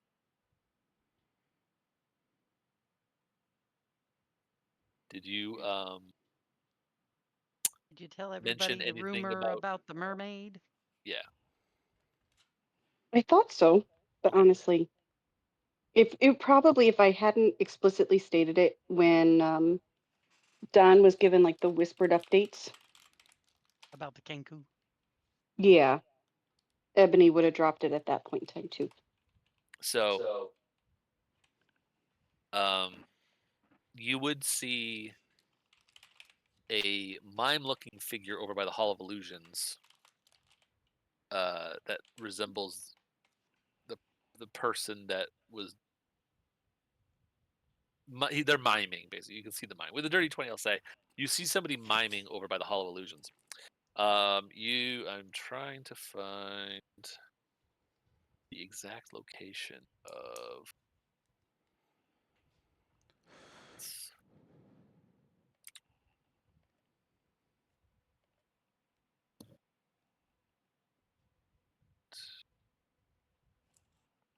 Sorry, I'm trying to find. Go over by the lake, just beyond past where you can see. You do see this kind of like large bowl. Essentially, it's an ornate fish bowl near the center of the shimmering lake, and there's this mermaid-looking figure inside, and they seem to be performing, and there's a crowd watching and listening. You can almost hear with your 20. There's a song that you can kind of hear over the din of the calliope, almost a siren-like sound. It's very beautiful. You see that. I'm trying to think of anything else that would be of note for you. That is honestly, you don't see anything. Like, if you're looking for a portal to the Fey realm, you do not see anything resembling Right. a suspicious doorway opening, hole, what have you, and nothing along those lines. Yeah. I will say you do hear a slight ruckus.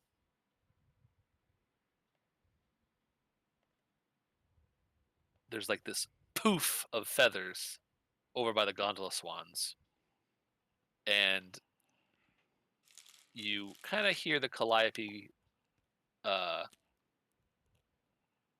tone it down a little.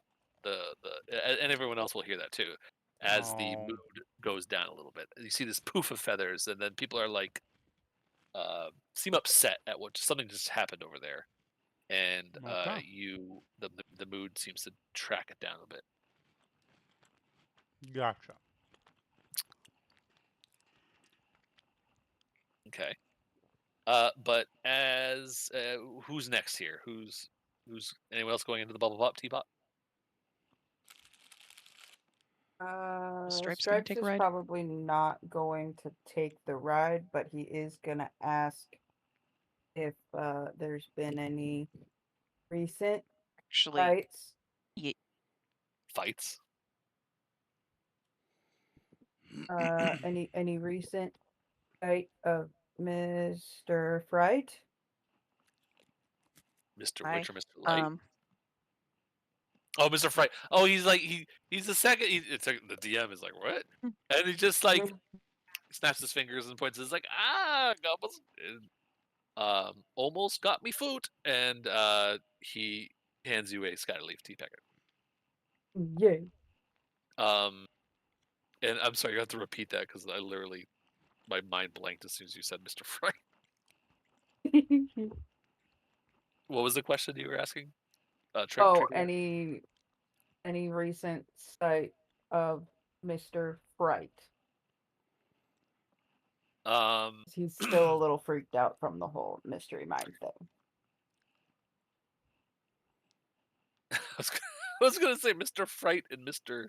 And the only word that came to my mind that rhymes with witch was bitch.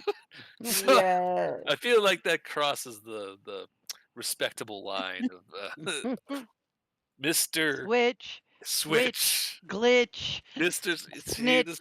It's been a long day. Mr. Bitch. Mr. Mr. Switch. Bitch. Mr. Switch and Mr. Fright.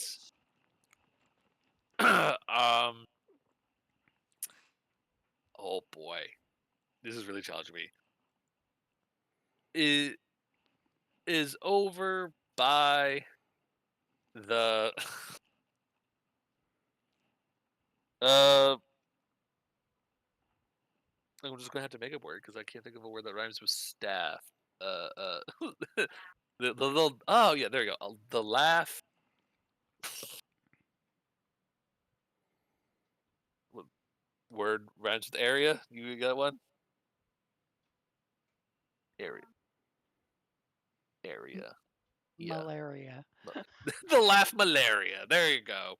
I don't even know. Oh my Mr. god. Fright and Mr. Switch over by the laugh malaria. Okay.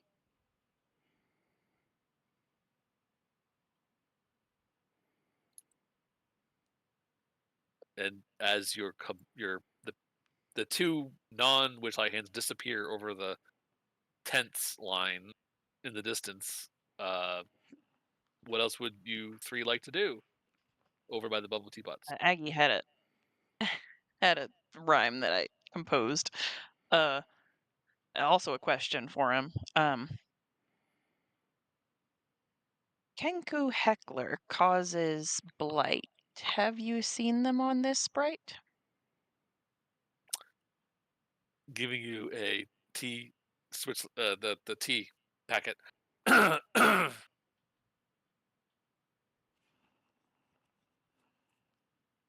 Not seen a Kenku around beer.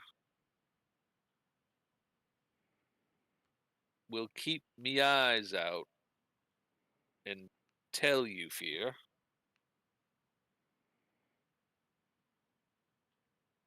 Just nod. And at that point, I'm gonna go try to run after our the bubbles of our new compatriots floating away.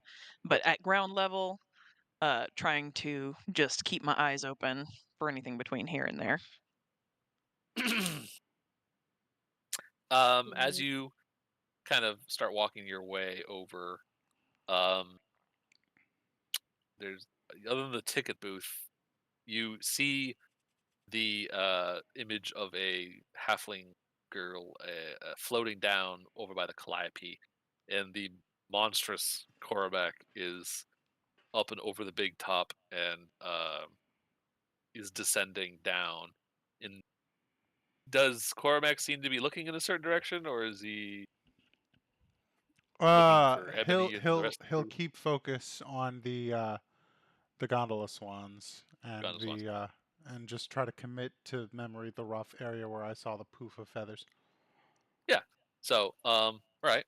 As that happens, yeah, you catch up with Ebony first, and you'll see kind of in the distance Cormac touching down around the back of the big top. You might lose eyesight with him as you make your way, but you know where And I he saw him landed. Yeah. driving pretty specifically toward an area, like maybe he saw something. Yeah, his back was mostly to you. You could kind of see him, like maybe he's eyes over his,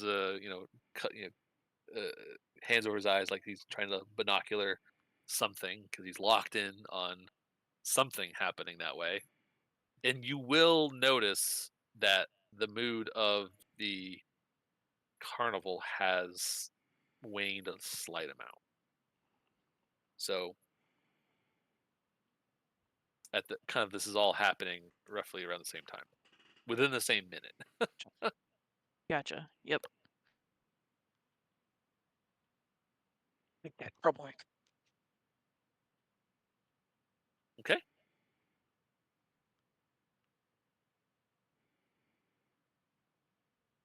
Um.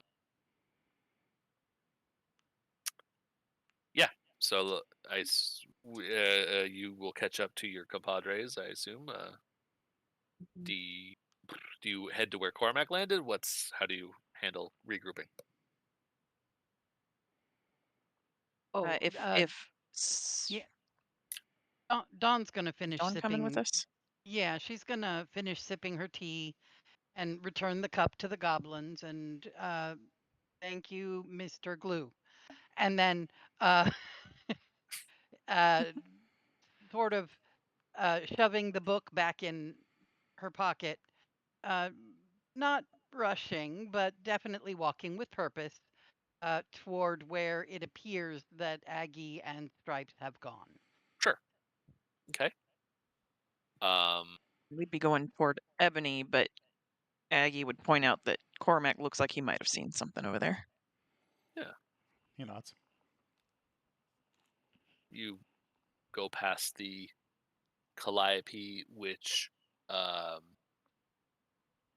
passing by the Calliope, this is probably the second time you've done so. Maybe, well, you could have taken a shortcut around it, but the Calliope, you'll notice that you see a monkey turning the handle of the piano roll. Uh, you will also see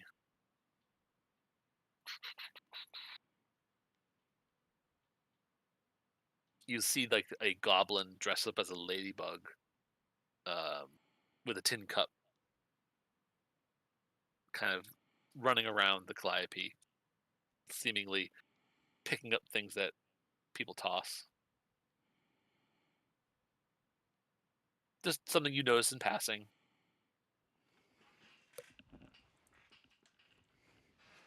The hands would know that the monkey's name is Ernest, and the Oh, goblin dressed up as ladybug is Marigold.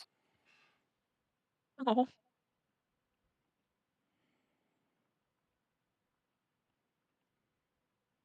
Does Marigold look troubled or just going about normal picking up Uh, stuff? she is very sprightly in her movements, and occasionally is cajoling bystanders into dancing with her. Doesn't seem to be troubled Okay. from the looks of her. Gotcha. Okay. In that case, trying to gather compatriots and go toward where Cormac was. Okay, so you all managed to. I'm just gonna. It's just there. Yeah. So you make your way over past the big top. You can see the crowd is starting to filter into the big top. You'll probably, depending on what you choose to do, you might be able to get one more thing under your belt for the extravaganza starts, but that will be very soon. So depending on what you choose to do. But yeah, if you want to head towards the gondola swans, is that what I heard you were interested in doing? Yeah, if Cormac says he saw something, we're gonna go check it out. Yeah, Check dude. it out, check it out, check it out, check it out, check it out. Okay, Check it so out, you check it make out. your way over. yeah. You'll notice that the gondola swans. You would know that the gondola swans, as far as a ride goes, is a long ride. It takes a full hour to do the gondola swans. And you basically, it starts and ends at the jetty that you can see, and it follows the river that marks the perimeter of the Witchlight Carnival. And each of the gondolas is pulled by a giant swan, who Aggie would be very familiar, I think, with the swans at this point, right? Not mistaken. At Yeah, least yeah. I somewhat. kind of hang out over there for the most part. Yeah, so you would be very familiar with the swans. And yeah. What do you do when you approach the gondola swans? What are you looking to If we just? find Cormac, I'm gonna ask him why he was so interested over here. Did Oh, he see right. something? There was, and I point in the general area in which I saw the poof of feathers. There was a poof of something, movement, puff of feathers, something. Puff of feathers doesn't sound good if I know the swans. Feathers don't just explode, or swans just don't explode in Oh, yeah, feathers. So I'm gonna go and see if the swans are okay. yeah, I assume because of what player knows and character does not know, uh, the the black feathers, because I'm assuming it was the kenku. The feathers that you saw were white. They were white. Oh, okay, yeah. That's not good. Somebody's fucking with my swans, my swan friends. Okay, And get that troublemaker. you can approach the gondola swans if you like. The ride, as far as going on the ride might not be possible, but you can approach the gondola swans if you'd like. You know they're sentient, so you Yeah, could they always talk. speak. Yeah. So if you approach the swans, you get to the jetty, you'll see these enormous swans are gliding through the water here, pulling these wooden ornate gondolas that are draped in flowers. The swans disappear into banks of silver mist as they wend their way down the river. Uh, there's this jetty that juts out into the lake, and at the end of which there's a swan waiting, preening its feathers. Um, and there are a lot of feathers that poofed on the jetty at the moment.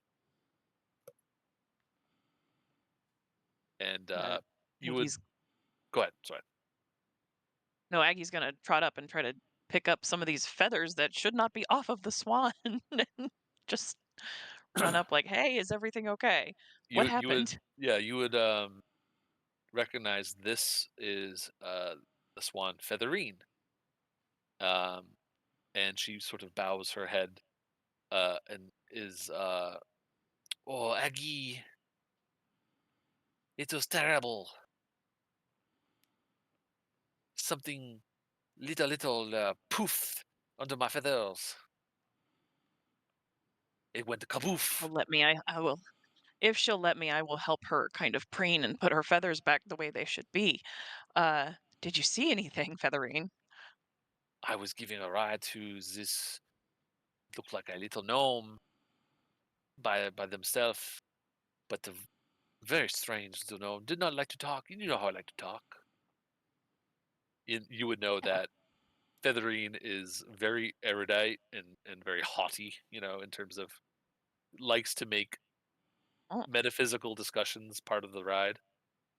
Um, ah. is this person was not very engaging in conversation, and by the time I gave the ride to the end, I didn't even say thank you, and I just made a very pointed question about being polite, and uh, there was something they did, and all of a sudden my feathers were just a big blast of air, and all of a sudden I was covered in my own feathers. It was terrible. Oh, it was the worst. Well, that's okay. We'll get you fixed up. It was just one person by themselves? Yes, they were very small, like a little gnome, and they didn't speak very much at all, except I was asking them a question just about why they were here, and or if they were enjoying their night, and I'm like lapsing between two different accents. Is All they said was that they were looking for someone, but I never heard a gnome that had such a deep voice. It was so strange. Like the Well, voice didn't match the body? absolutely not. It was not a gnome voice. Gnomes tend to be a little more nasally, and they're just the voices tend to match the bodies. I, we heard recently, and she's gonna kind of tilt her head back toward the others, including Dawn and Stripes, who I guess Feathering would know as well. Um, we heard earlier that there might be a Kenku running around making trouble. Don't they have something weird going on with their voices? Ah, the coup. Yeah, yes, it could very well be. I do not know why this person would be riding on my ride, but yes, it could be. Is this person hides themselves, their voices, or is it persons? Said that they're searching. They said they were searching for something. Yes, they said they were searching for somebody. They did not elaborate, but they were seeming to use the ride to give a good look around. And they went off in a different direction. I did not see because it was covered in feathers. It was a cloud. It was horrible. It's okay. We're getting you fixed up. I am just helping her brain. And she's Uh, she's a bit of a drama queen at this point, but she's enjoying the attention. I am soothing the diva a little bit. Yes, absolute and diva energy. Dawn's attention is on injury. Is the swan actually injured or just ruffled? Give me a animal handling or a perception check, I'll give you the kind of choice here. Investigation. You can get close enough too if you prefer. What about medicine? Help in some way. Sure, yeah, medicine would work too. I'd say Yeah, if you're looking for injury, any sign of injury. yeah, that was what she was Can I after. Is provide the did help the swan get actions hurt?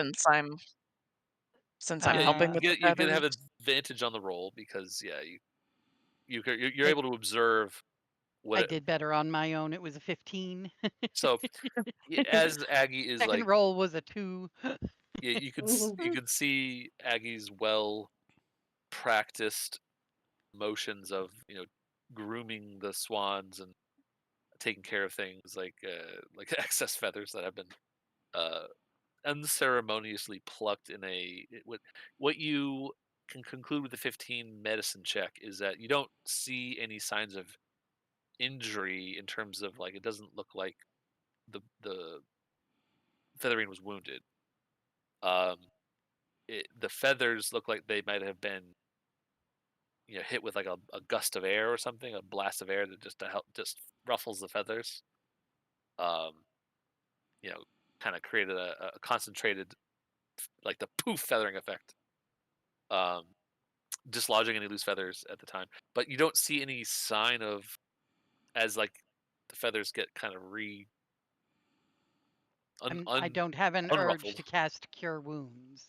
No, you don't sense Okay. that that there was any harm Okay. actually visited upon feathering. Just the equivalent of a rough tussling of hair. Got it.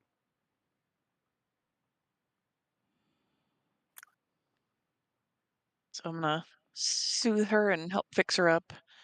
And obviously, she is most likely come in contact with this troublemaker, but who's also apparently search. I was looking pointedly at the others when she mentioned this of searching for something. Um, but also apparently knowing that she's into like I guess metaphysical discussions and whatnot. I'm gonna try to angle for just asking in a way like flattering her a little bit. Um, trying to see if she knows anything about a possible portal. Just um, actually, Featherine, you might have a bit of a question as I'm just smoothing the feathers a little bit. Just one final touch. Um, you might be one of the best people to ask about this, actually. What? I am very, very knowledgeable in a lot of things. I'll be happy to Well, you give it a go. You know how I mean, somehow I'm not well versed in it. The carnival, we travel around a lot of places, just kind of moving through and popping up here and there. Is it possible that there are connections to other planes that might be accessible other than the way that we travel normally? And you see the swan sort of crane her neck back. Just says, "Oh, Aggie, can anyone ever truly be anywhere else? Wherever you go, you are there. It's the planes of existence that we all exist on. To go between them, portals, portals just not doorways, maybe different shapes. Planes of existence are just rooms in the house of the cosmos." Is Ebony buying this? Give I'm trying to flatter her, but she's yeah. not kind What's of your giving insight? me what I want, but I'm not. Yeah. What's your insight modifier? +2. You're not really sure what to make of Featherine at the moment. You're not entirely sure if what she's spouting is just gibberish or if it's supposed to be answering the question. It confuses you more than anything. You're not really able to make heads or tails of it. But yeah, Feathery just continues. She's just sort of like this in this metaphysical. She lapses into this moment. Is the way to get to these places are just they're all these words are just so full of magic. Is time an illusion? And she just sort of asks Soup, I questions. hear. What's that? It's a soup, I hear. That's how It's somebody a explained it to soup. me once. It's a soup. Ah, so that's an intriguing thought. Time is it's a soup, you say? Ah, yeah. We all take spoonfuls, all a little bit at a time. All Ebony heard is Oh. illusion, and therefore her mind is set.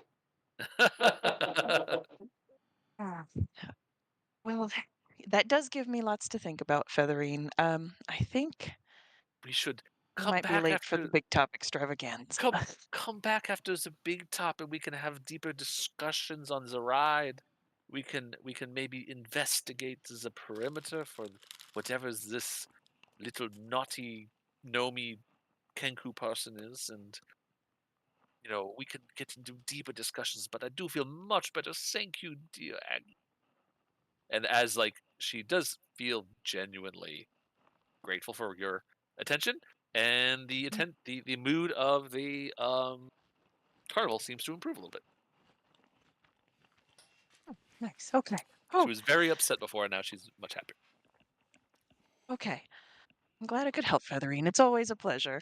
And then I'm Oh, gonna it's turn so back good. to the Yeah. others, and as I turn away from Featherine, you guys are gonna just see the customer service face drop a little Mm. because that wasn't helpful.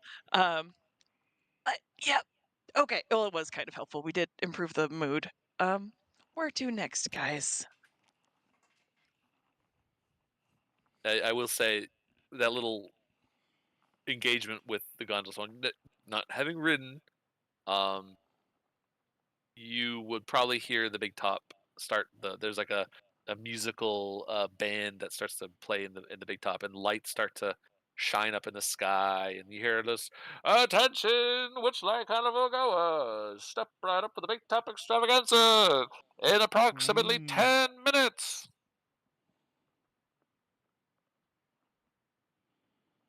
So you have like a brief amount of time if you want to stop by a small stall to get some food or do one game maybe each. I'll say if you want to do the small stalls are kind of spread out all along the way, so you can do something like that, or you can investigate something that doesn't take a whatever you want to call it. you're not too far from the staff area if you wanted to head over there real quick. If you wanted to check out Let's lost swing through there. property, the Calliope, it might not take long. It's along the way. I'm just offering recommendations, options for you. But yeah, as you depart Featherine, she just says, "Farewell, Aggie. But do we ever really leave each other?" Oh Lord. I'll always be here for you, Featherine. I'll be back later to finish our conversation. I look forward to it. Anyway, Just gonna jog back to the others. okay. And I guess point out what you had pointed out. We can take you back through the back way, through the staff area, or we got a couple things up front we can look at. I will say you're also right next to the Silver Song Lake, where Palasha is. She's kind of doing her little performance. If you wanted to stop and observe her for a little bit, you could do that. Just options. Again, just options. Carousel may take more time than 10 minutes to ride, and the Feasting Orchard obviously has got a lot of stuff there. There's a lot going on in Feasting Orchard. There's a bugbear in the staff area, I think. Bugbear in the staffing area. Yes, you would know this. Early the bugbear. Early the Bugbear. Yes. I don't know why I wrote his name down, but I kind of want to go see him because I wrote Okay. his name down, and that Okay. means something to me. I So I don't recall might why. encourage the group to choose the staff area just because I wrote that down. Yeah. Also, take the back way through the big top. Sure. Through the back entrance.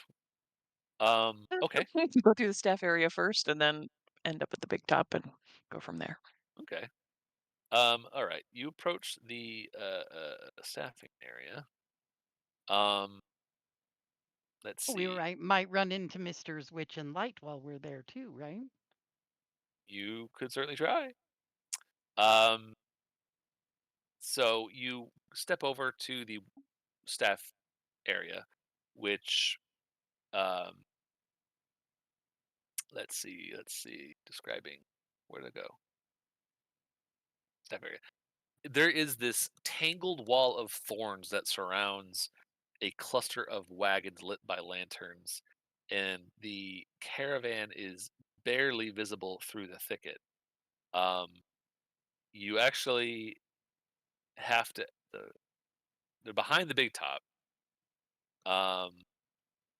When you would know though, being a carnival hand, that when you stand within 1 foot of the wall, the thorns will part to form an 8 foot high, 4 foot wide doorway for the staff member and it stays open for about 10 seconds. So you know that you three of you can usher Roll the other right on two. in. Yes. Yeah. Such a privilege would not be extended to Ebony or Cormac, but they can benefit from this doorway being open. So I'll like shove Stripes out front and then put Ebony in front of me and then point for Carmack to stand behind me and Aggie to stand behind him. All right, guys, let's go. Yeah, 10 seconds is plenty of time to get to people through that, piggybacking them through the stall, if you will. Okay. Yeah, you enter the staffing area. There's a lot of activity as there are performers that are getting ready to go to the big top. There is these 8 brightly painted wagons that form the wagon circle. One of them is a glass enclosed water tank that you would know is reserved for Palasha the Mermaid. The fanciest of the remaining 7 wagons belongs to Mr. Witch and Mr. Light. The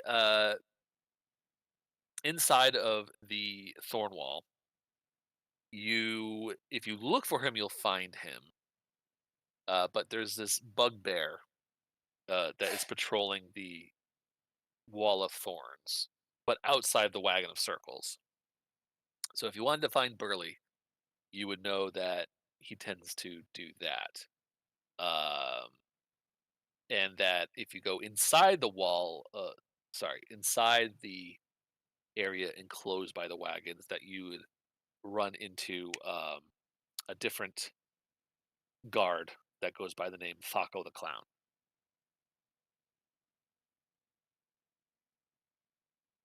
Right. But Burley, I will give you a picture of Burley.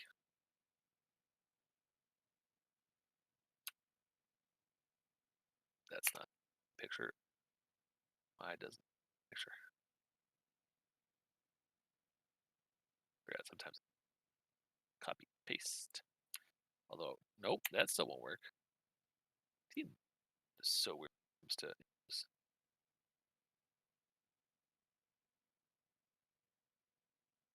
Right. Okay. I give you Burley the Bugbear. With a pumpkin on his head. Thaco the Clown, yes, as in Thaco, yes. For the old school D&Ders. And the joke of Thaco. Yeah, you would know that Burley and Thaco don't really get along well. They that's why they tend to stay kind of keep their distance. Yeah. Let's see. Because you're being escorted, Burley doesn't, he observes Ebony and Cormac. Cormac probably is able to look eye to eye with Burley easily, if not look down on him slightly. But rather than move to escort you out of the carnival, seeing that you're with three Witchlight hands, you two are with three Witchlight hands, he seems to relax a little bit. But switch to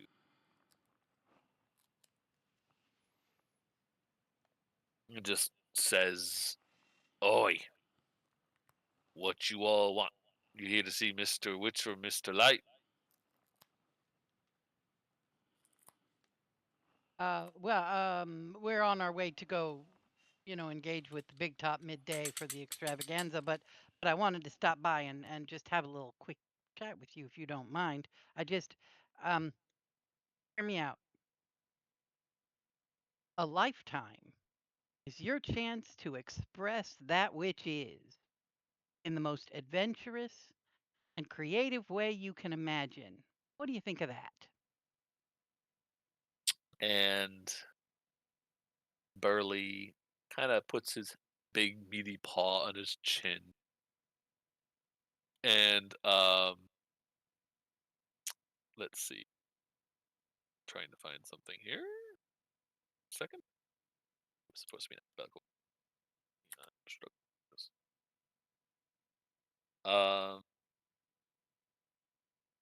Could you repeat that one more time for the Yep. DM? Yep. A lifetime is your chance to express that which is in the most adventurous, creative way you can imagine. I was thinking maybe that's what's happening for these people we're hanging out with today. I would They're say being that life is like a group of paints, a palette of paints, and that one should approach it with many options as possible. Paint the best picture. all right. Well, I like that. I like that. Paints and yeah. Yeah, okay. Options. Options. It's all about options. Okay. We got options, guys. Come on. And he definitely gave some serious thought to that answer too. He was like taking it very seriously. Options are good. We got options. These folks brought us options. Let's go explore these options. Great. Yeah. Thanks. Thanks, Okay. Burley. What? That was all you needed? Oh yeah, your insights are always good. Okay. I'm happy to be of service. That was Hey, I easy. like it. You help me think. I like it. I like it a lot. Excellent. Well, okay. He, Go ahead. he's gonna hang back for a second, half a second. Just Burley, have you spending time with Featherine. Featherine? Me? Nah. Why?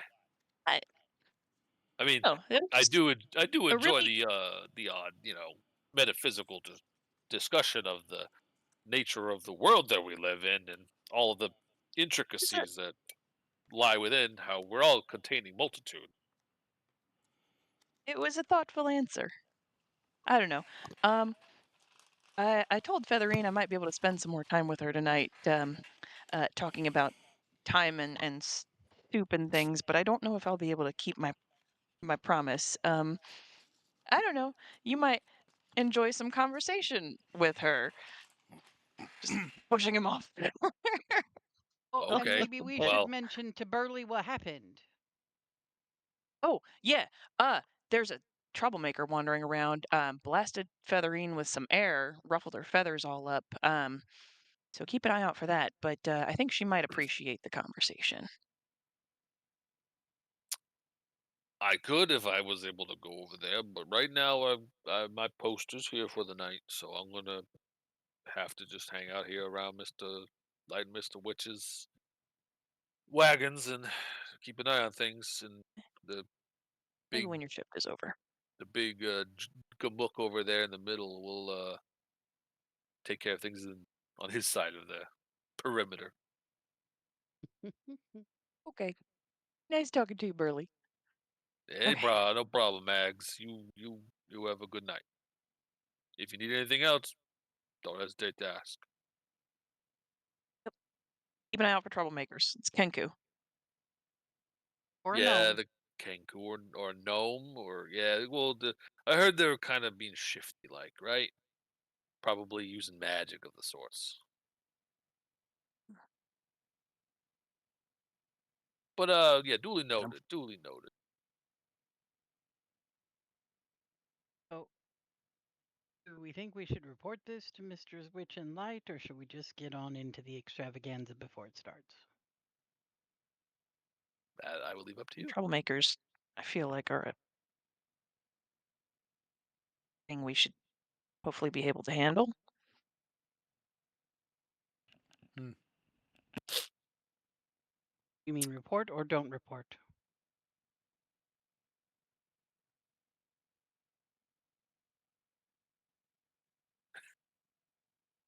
Scared of the bosses right now. Yup. The Stripes have an opinion? Stripes is also scared of the bosses. You I Okay. feel had to like literally shove him in front of you to get him to go in first. Yeah. Because his last information was the bosses were over here. I feel like maybe things will be okay. We just keep the mood up. We find this troublemaker who's looking for the thing that we might be looking for. Um, yeah. Let's go to the extravaganza and then hunt this person down. Cormac, you on side? Ebony, we all on the same page here. We're gonna go in here in this tent. Mm-hmm. Ready? Yes.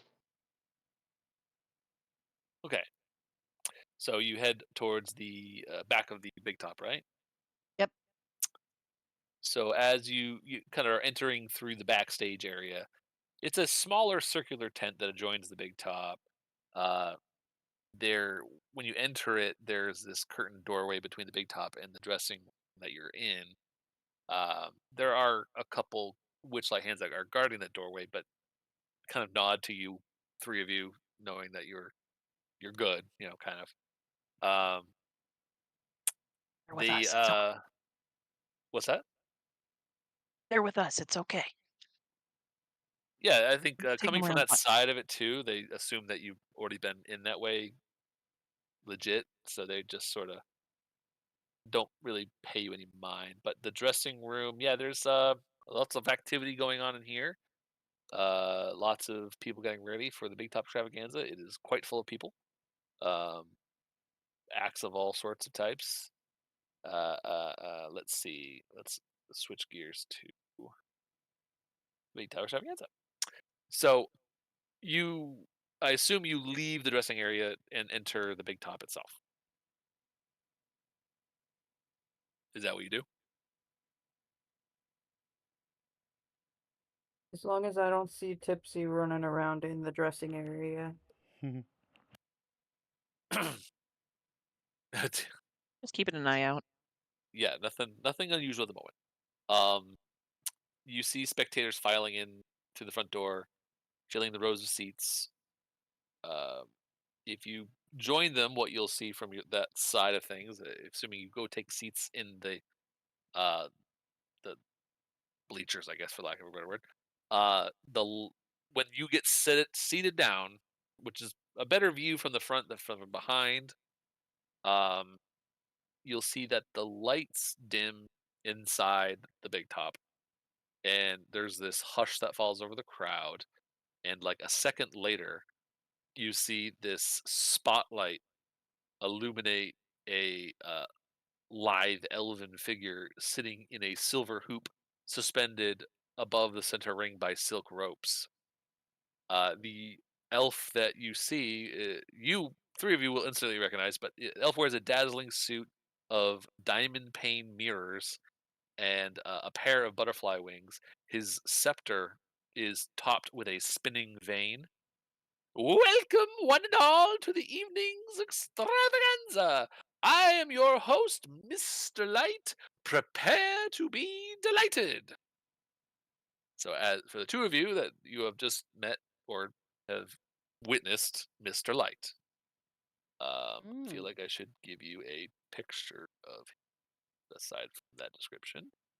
And for some reason, I don't know where those are. What the heck, Mr. Light? There we go.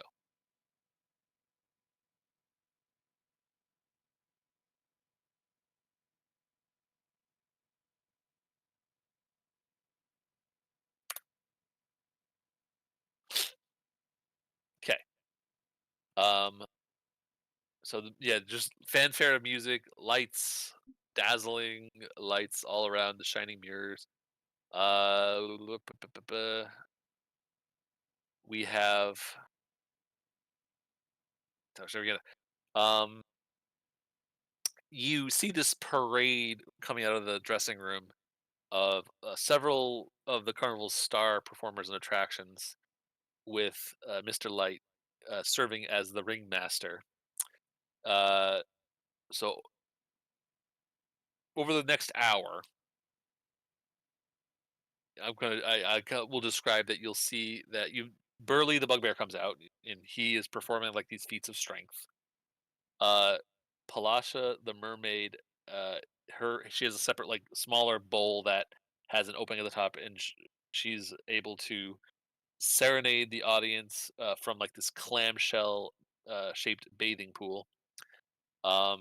You see up close, for most of you know Candlefoot as this mime looking guy. I don't have a picture right away, but he's kind of in this faded white and blue harlequin kind of like, he's not quite clown looking, but he's very close. And he's performing these silent games with audience members as this extravaganza is happening. He's just kind of doing a little bit of crowd work. But Candlefoot is making the rounds. Let's see. You see fairy dragons are with bright streamers tied to their tails, are performing these dazzling acts of synchronized flying all around the big top, as there's troops of acrobats, clowns, fire breathers parading all about. Let's see. While this show is happening, do any of you? I saw a note here. Keeps an eye on the crowd more than the show. Is there anything else happening? Okay. Does anyone do anything in particular while this is going on? I see one of you is trying to keep an eye on things. Um, Yeah, I think Stripes is trying to look specifically for any other weird crackly rifts in the sky. Like the one that he found in the storage tent. sure. Give me a perception check. Same thing, Aggie. Give me a perception check. May I also partake in that same check that Stripes is making? You may, absolutely. That was perception. Perception. Ebony, you're more than welcome as well. Oh, Jesus. Unless you're, focused on the performances and dirty 20 That one brain cell, man. Locked in. locked. Dawn, unfortunately, is more I'm a focused on. little overwhelmed by the beautiful voice coming out of that mermaid. Jesus. Yep. Now, Okay. we We're met. all. Was Mr. Witch the one that did the at the entrance gate thing? That was. Sorry, I'm was getting people confused. That was Nicholas Midnight. Yep. Okay, so have we met Mr. Witch? Not up front. Not up close at all. Nope. Okay. And I'm trying to find a picture of him.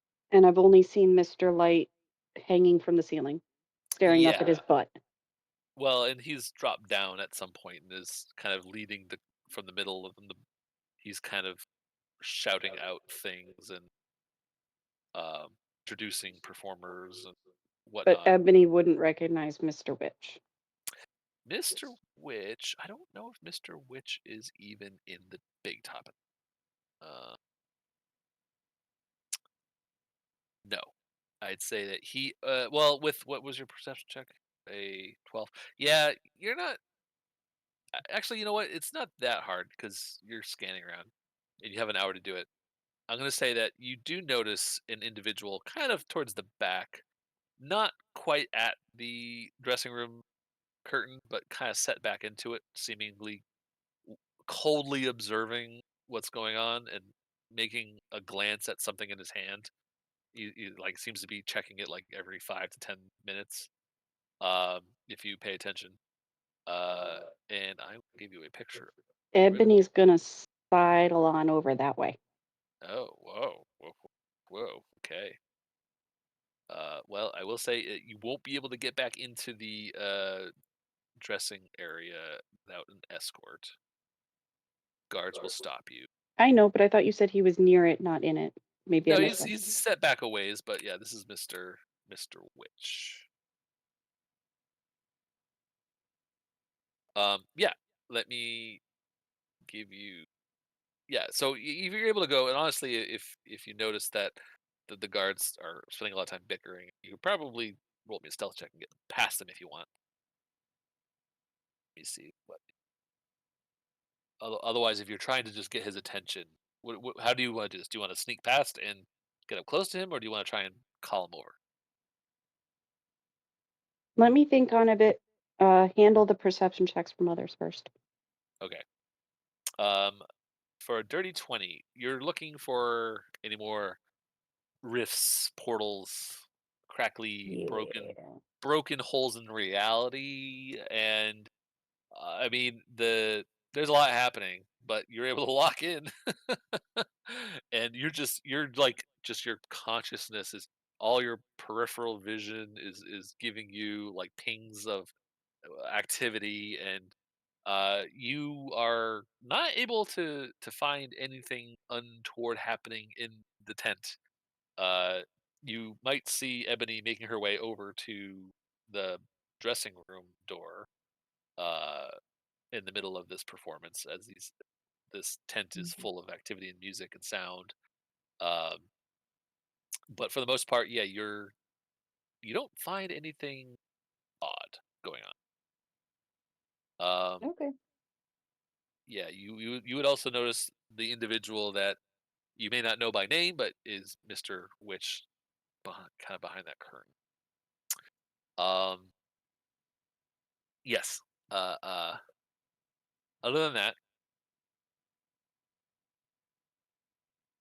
what else? What is the 5? Yeah, Don's not very much, and 15 Cormac.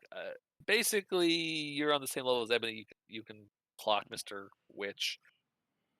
You have a pretty good handle on what's happening in the tent. You don't see anything obviously anything that Stripes hasn't already, as well. But you're pretty locked into what's going on in this tent. And there's a lot happening. But you don't see any, werewolves. That's good. No werewolves. No known werewolves. Okay. So we can move on. There to our is activities. nothing subtle going on with Ebony. Oh, I don't doubt it for a minute. So what do you do when you get to the door? And, like, it's not far to him, but it's far enough that you can't whisper to him. Oh no, doesn't matter. My Okay. stealth was a 3. Fine. There is nothing subtle going on here. And the witchlight hands that are guarding the door will just be like, excuse me, miss. Why don't you go take a seat and enjoy the show? Hey, mister. Who talking to us? Wait, Mr. Witch doesn't have time for you. I heard something and I want to ask him. Isn't he one of the thingies in charge here? Well, yes. And you see Mr. Witch sort of like he was looking down at what you can tell now is a pocket watch. And he doesn't even lift his head, but you can tell that his eyebrow raises and he looks up over towards your direction. And he pockets the watch and he sort of heads, just takes a few steps. Finds.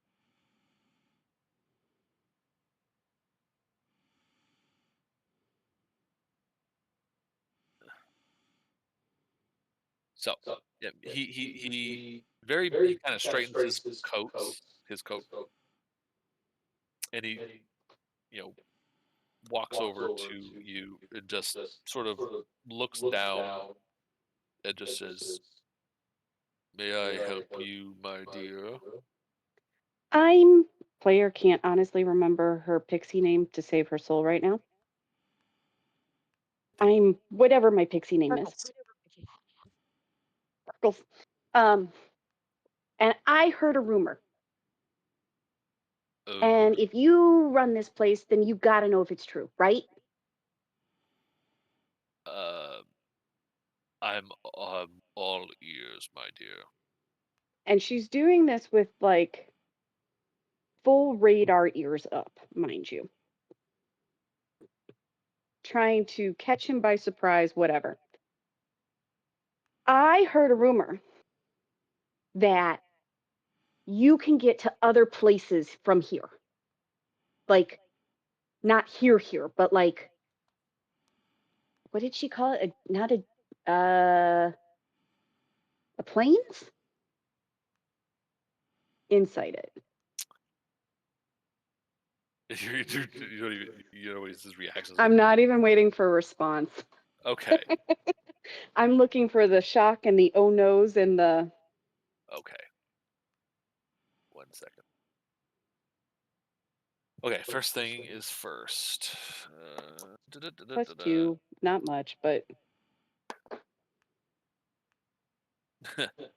You're not able to read him at all. Like there's no reaction that you can detect to what you just said.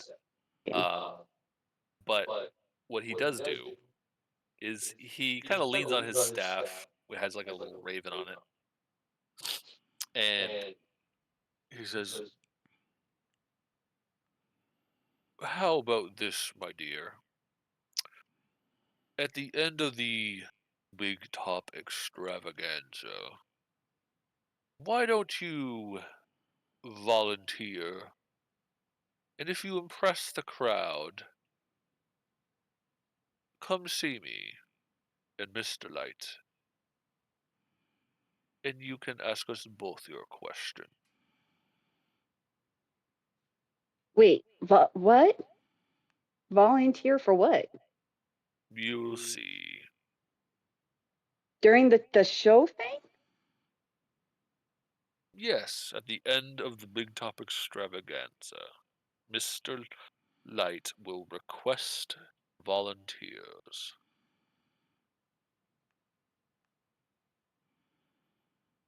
And my deal with you is if you perform and are able to impress the crowd, burly work have you come and see us? Well, okay, mister. Hands out. Deal's a deal. And he reaches out and just shakes it as the deal is struck. Dong. Sorry, felt apropos. Enjoy the show. And he straightens that coat and kind of takes a couple steps back and just sort of reflexively looks at his pocket watch. And so you make your way back to the seats with your comrades? No. The answer is no. What? I asked you, are you going to rejoin your comrades at the seats? Sort of. I mean, she's going to get close enough where she could do her side of the deal here. Okay, fair enough.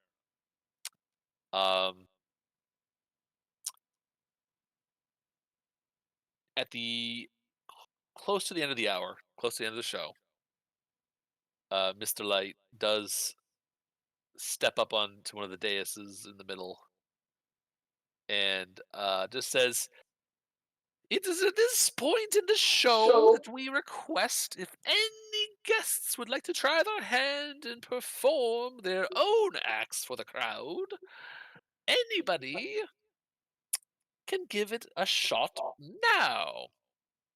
Question for you. Yes. What is it? Is there like a semi wall around to keep like people out, or is it just like Around, out of what? out of the center ring, so to speak? No, it's not. It's not.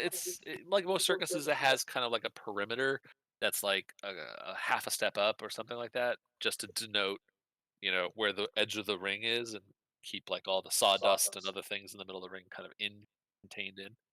Um, but for the most part, yeah, it's there. There is no like barrier. Step up, step up. We also accept group performances if you're feeling a little gun shy by yourself. Ebony's gonna step up, but she's little. She's not sure. And Ebony doesn't know what the fuck she can do. okay, Um, and he kind of sees you out of the corner of his eye and just says, "Oh, my dear." And he kind of extends the scepter vein towards you. "Seems like we have a volunteer tonight. How auspicious. Step right up. Don't be shy. Come and tell us all your name." And he kind of holds the scepter to you like a microphone.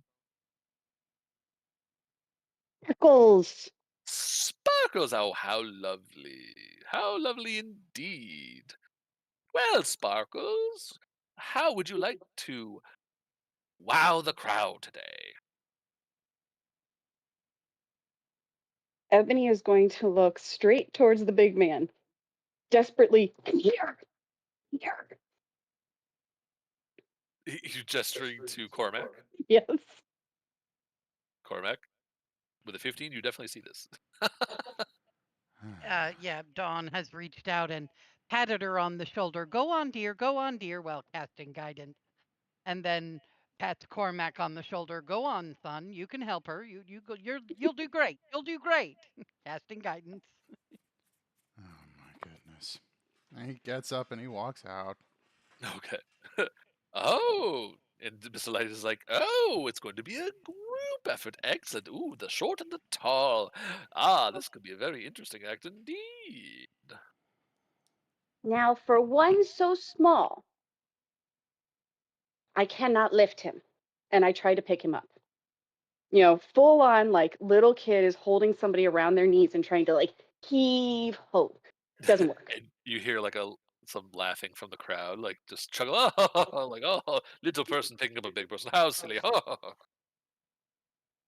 This is such a stupid idea. Um, and Come on, popcorn, give her a hand. everybody knows that when you're little, you need to find those and ways to do the big things. And I cast Witch's Grasp. Oh. So unless he chooses to fail,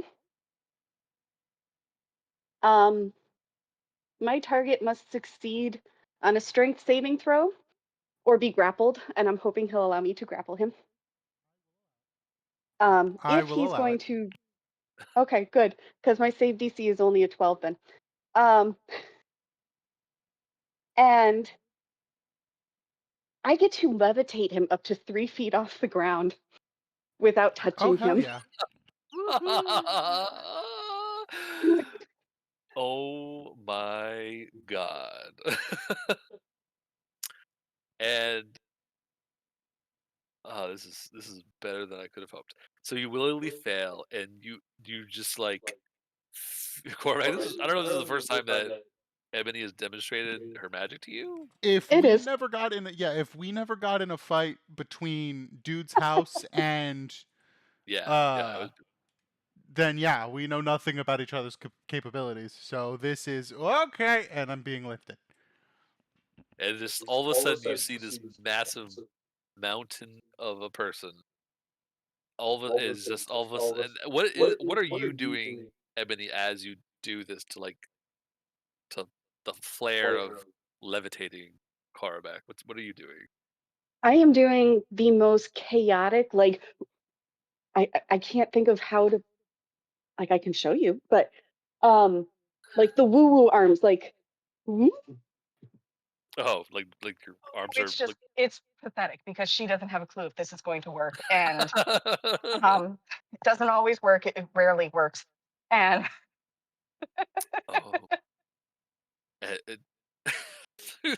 popcorn is in your scarf, going, boss, and it does boss. say Have on you a lost your failure. marbles?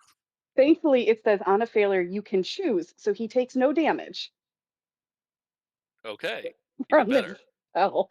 So yeah, as you're waving your arms, Cormac, you feel yourself lifted. You feel weightless. You're not often picked up by things. No. So to be lifted by this Much less by a halfling of 3-foot person. this halfling girl, this childlike person, that you met 3 days ago, and just effortlessly lift you up 3 feet in the air. Everyone's the crowd is gasping and clapping, and I need you to roll a performance check for me with advantage. Who? Just Cormac or me? I will say you. No. If they've been at it for less than a minute, you still have guidance. I would say it probably would take less than a minute to do that little demonstration, so you can have guidance on it as well. Yes, advantage Oh, and good thing it's guidance. advantage because that first one sucked. Mm-hmm. Uh-huh. And a D4? Uh-huh. You said performance? Yes. 7. Okay. I don't think know if it she's more helps, but shocked in the that this chat. fucking worked. I'm gonna say you were helped by Aggie. I'm gonna say, why don't you roll it one more time? A d20 one more time. You mean my 2 and my 4 weren't good enough yet? Whoops, as I roll it out of the thingy. Another 2. Oh my god. So that's a 3. Plus my Oh 1 my on my lord. D4 is a 4.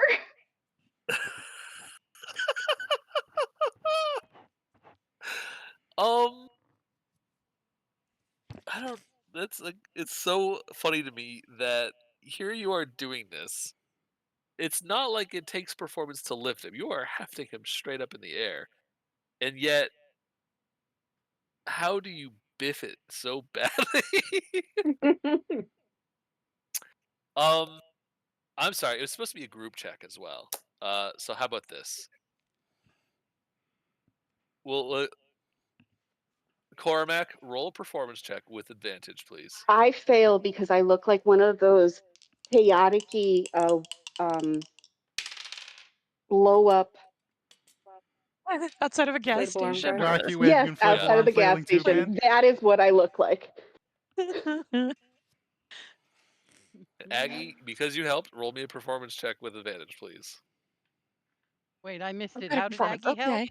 With Oh, thaumaturgy. thaumaturgy. I'm casting thaumaturgy to try to do crowd work and like encourage laughter and cheering to in the make this crowd. spectacle a little more enhanced.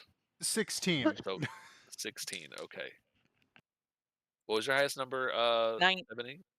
I'm sorry. 7. Yours was a 7.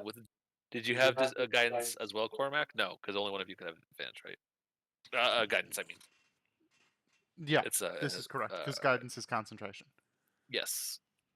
So, okay. Sorry. You had the calculator that I I literally... could say that maybe Popcorn could convince me to throw him in the air and try to get Cormac to catch him as well. Like, maybe? Hint, Right. hint, wink, Well, wink, nudge, nudge. well, what was your roll again? 16, you said, Cormac, and then Aggie, what did you roll 16. with advantage? 19. 19? Yes. 13 plus 6. Yeah, the one with the charisma.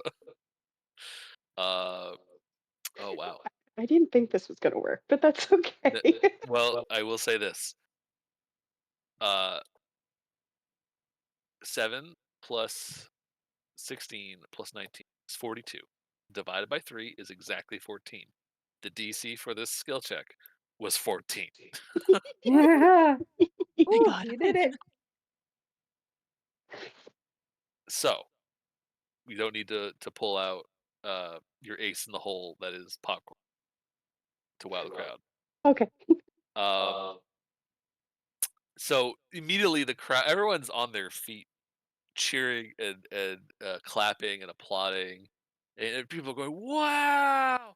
How did she do it? She's so little. He's so big!" Ah!" The people just minds are being blown by this this performance that they did not see coming at all, especially because for all intents and purposes, nobody knows that Ebony and Cormac know each other. So this is like the equivalent of plucking somebody random out of the crowd, uh, and doing something to them, Mhm. that to imply that there's no relation there, that is not pre-planned. But like all good magicians, there's always a trick up your sleeve. So the fact that Cormac knew to fail in this case. But yeah, everyone's on their feet, and you would, if you catch a glimpse over your shoulder at Mr. Witch, he just sort of has this brief glimmer of a smirk on his face, and just sort of nods, then looks back at his watch. And Mr. Light is like, "Wow, ladies and gentlemen, that was more than even I bargained for." And you will hear the calliope just goes bananas as the music. You have topped out the mood. It is all the way up to the top. It raised 3 steps because it was a group effort. Uh, you have and like the lights and glittering is oh, excellent. And Mr. Light is very pleased with this development, by the way. And says, "Ladies and gentlemen, thank you so much. We will see you in the end of the right before dawn's early light with the crowning of tonight's Witchlight monarch. But I'm not gonna, though it's gonna be a bit stiff of competition this year, perhaps." Looking over at Ebony, he's like, "I don't know. It's gonna be hard to beat." And just it concludes with uh, uh, the fanfare ending and the performers all bowing and everything. And Burley saunters over to you, Ebony, and just says, "That was a pretty good trick, lady." It actually worked. Yeah, I don't know how you did it, but it was pretty good. Everyone underestimated you, I think. Everyone was wondering what you were going to do, but I was told to come get you and your friends and have. Take me to your leader. Yeah, that's what I was here to do. So yeah, when you're at your earliest convenience, I will escort you to see Mr. Witch and Mr. Light in their trailer, in their wagon.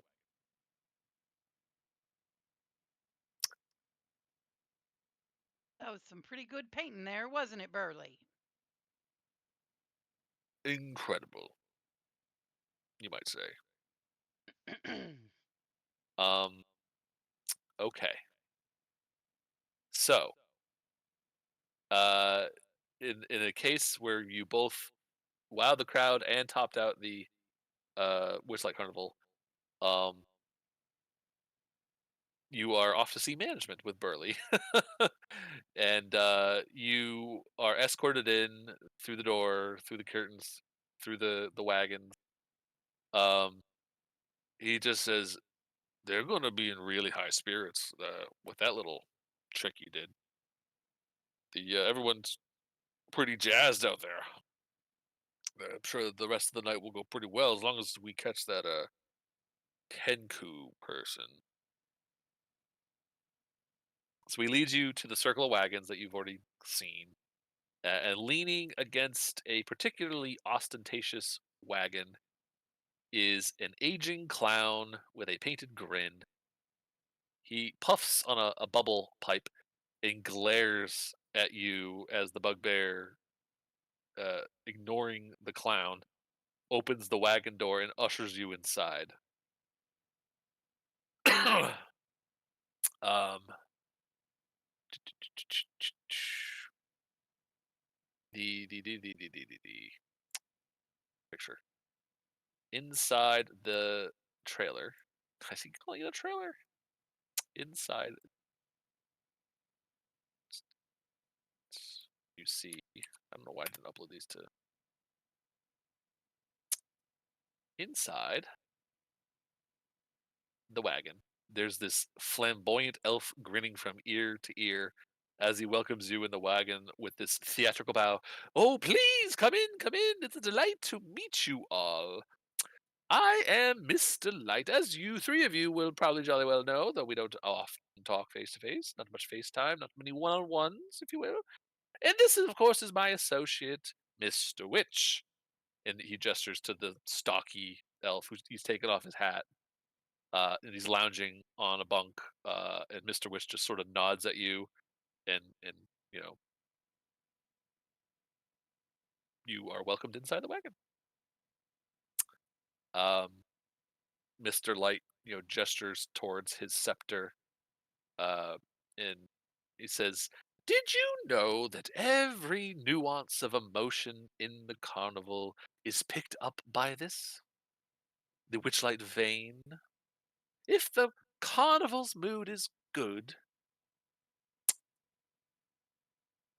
it tends to be very active, and it sees it's whirling like a whirligig, and it gives off sparkles when the light hits it just right.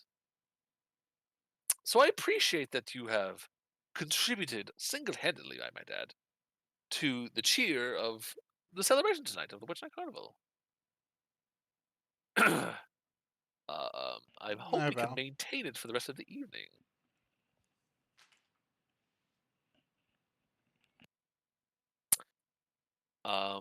Let's see. So, I couldn't help but wonder, and Mr. Light is doing most of the talking here. It's like, Mhm. what are your reasons for visiting the carnival tonight? I seem to. Do you, Mr. Witch? Do you seem to remember these groups? These all seem vaguely familiar. Our memories are very, very good. And Mr. Witch just sort of says, they were here as. Some of them were here as children, I believe. Maybe not looking at Dawn, maybe not her, but the others have been here before as children. Oh yes, I So do he's saying believe like they everybody has have. been here as children. Well, and of course I our was gonna dear say, full Aggie. on Our dear Aggie eyebrow has. quirk. Yes. Yeah. Say what? Oh yes. Yes. I think this is under these auspicious times. Yes, you've all. I mean, Aggie has, of course. She came here not quite a child. Yes, you were a child, but not as young as some of you. And of course, our dear Dawn. Yes, Dawn, you come a little bit later in life, but you're always a child at heart, are you not? In my way, yes, I guess so. Ah, yes, but you Hmm. were a little naughty. But it's okay. We forgive you. You're such a wonderful person to have. So, I've heard from my. Okay. I am curious though to wonder why are you here? I think perhaps it has something to do with how the manner of which you might have shown up once upon a time. And I do believe actually now that I think about it, you have been here before you were joining us. You were much younger. You just don't remember. Ow. But but anyways, I'm sorry, I'm doing all the talking. I'd just like to hear a little bit about what's going on.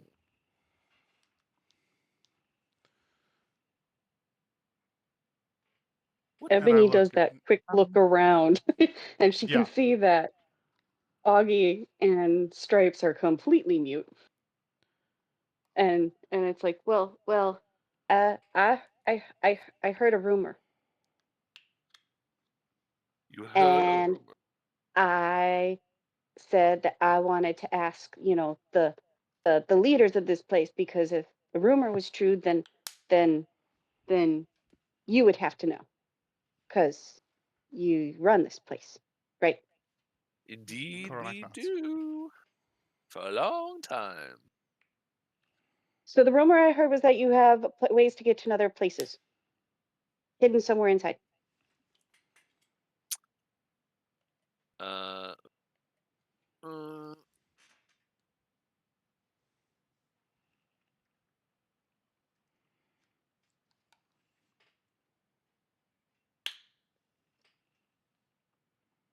let me just make sure I know exactly what they would say to something. Hmm. I'm like scrolling as quick as I can through my notes, trying to remember what it is you've called this portal that we're looking for. I believe the term you're looking for is Feywild passing. Passing, crossing, passing. What was it Crossing. called? Crossing, I believe, is the accurate term. Gross.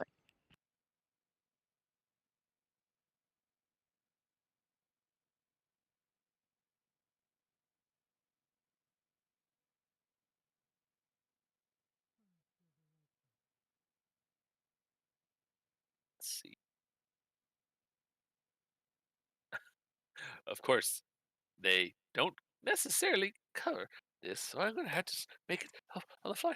Okay, thanks, wizards. Whoops. Thank you, wife, for asking a question.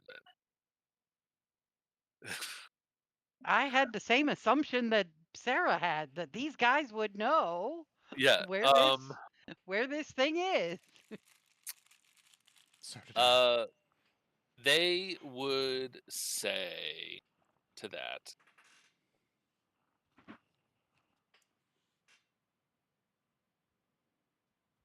So all you're asking is that you're for a crossing of the Feywild. Yeah, if Ebony doesn't specifically say I'm just Feywild alluding to crossing, it. yeah, if she doesn't specifically say and they don't immediately respond, Don will step up and just sort of pitch in, like a crossing to the Feywild, for instance. Cormac will Maggie in nod the back of the specifically at that. group, trying not to come forward, is just going to say really small, we were told the fate of the carnival might be at stake.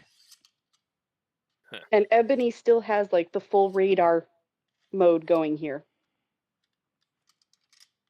Well, See if they're Not that she's reactive. succeeded yet today, but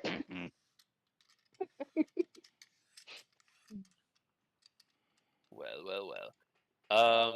AKA +2 to insight whenever you want to roll. Sorry, I'm trying to.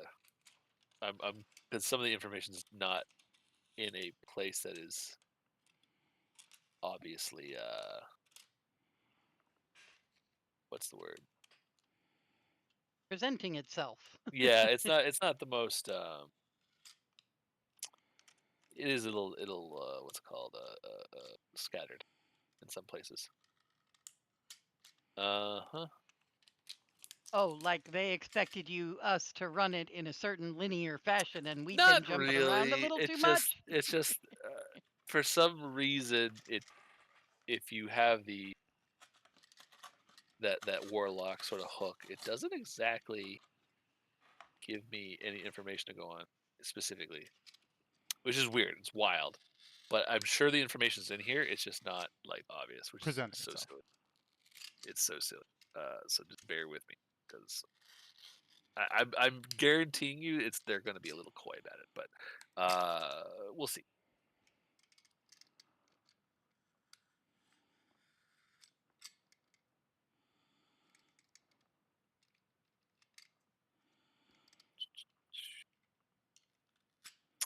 Well, let's see. They will say to you, Mr. Light will say, crawl to other places. Well, you see, the Witchlight Carnival does make use of such things to navigate around and to find our next location. But that is the carnival itself, you see. It's not a particular doorway to another place, another plane, another, as you said, Don, Fey crossing. Such things are very tenuous. Insight onto if I can tell he's being cagey Cage. or not. I don't know if cagey's like if he's obviously knows something but isn't telling us shit. Right. Uh, uh, uh,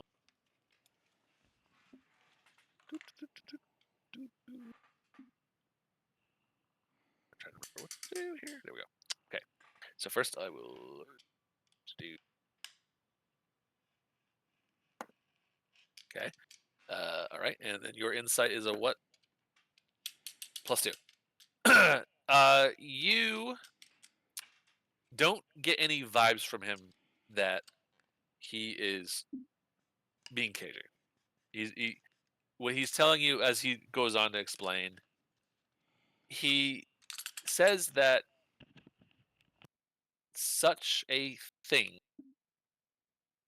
like if there was just a Fey crossing lying about, that would be exceptionally risky to our dear visitors and guests. Uh, so such a crossing would be. Why would you be interested in a crossing going to the Feywild? You say is Mr. your Witch, example was, Mr. Witch, Mr. Light, have you ever heard of Prismeer? and I would say that Mr. Light and Mr. Witch would look at each other and just say, "Yes, we are familiar with that particular place. Why do you ask, my dear Don?" Well, I was just wondering if you had a quick and easy way to get us there. Quick and easy, no. Unfortunately, not quick or easy. You say that the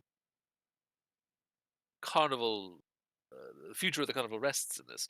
Right now, all I see is our carnival's risk tonight is that blasted Kenku that's wreaking havoc with the mood of our guests out there. So I would suggest, if you want to help the carnival, we get to the bottom of that little shenanigans, because that will ensure that the mood of the carnival stays as high as possible before the crowning of the monarch, of course. And in exchange, you help me and mine get to Prismir? And he shrugs. I if there was such a thing at this place, I don't think it would be that easy. Um, Hmm. there's Such rumors are uh, so strange, strangely have you ever heard of someone conceived. named Zabilna? uh, there would be probably a reaction to that name. PC. Just lost it.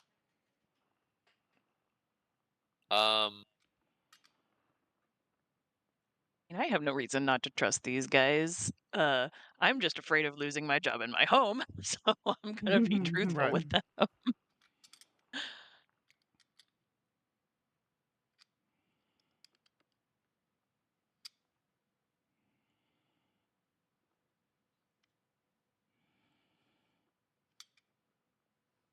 I like that our radio is Kenku FM.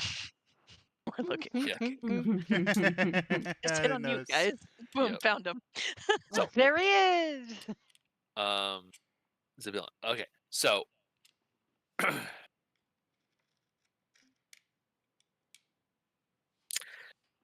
it is interesting that all these little things are aligning. Wouldn't you say, Mr. Witch? And Mr. Witch says, indeed.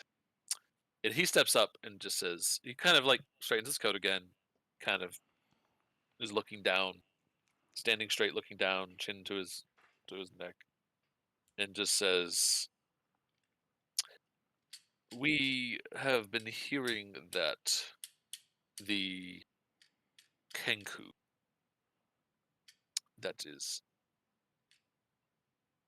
besmirching our night, is a disgruntled guest and troublemaker who has a Mhm. fey patron that goes by the name Zabilna, who Hmm. dwells in the Feywild domain of Prismy. Now, I will tell you, because you are doing so well tonight, Zabilna is also the patron of the Witchlight Carnival, Oh, but we have not had contact with her for quite some time. somehow I Well, had is the that not feeling of you a would say that. concern to you, gentlemen? No, no, it is not. We have been doing just fine without Zabilna's contact. I believe it was always been that way. And I'm sorry I spoke over Gregory. It was a simple, I had a feeling you would say something along those lines. Ah, In okay. regards to, we haven't had contact in a few months. Reason we're looking for her. Yeah. Yeah, we've been longer than months. It's been many, many years since we've Oh. had contact with Zabilna.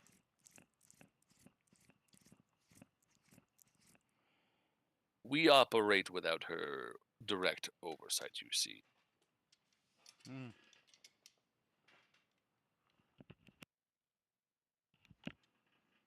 Does that Well, it seems, yeah, clarify? it just seems that some folks somewhere are concerned about her well-being, and we're just trying to figure that out. But maybe if we find this Kenku that you say is one of her Yes, we've subordinates or sub- companion. a, this Kenku's patron is also Zabilna. Sibylla. So maybe we just need to help you find this Kenku and get better answers. Perhaps, or at least get to the bottom of why they are deciding to make so much trouble for us. And as for Okay. finding Zabilna, we I operate would just like, fine without Zabilna. And Zabilna is incredibly capable. and I do an insight check. Mine is +4. Plus four.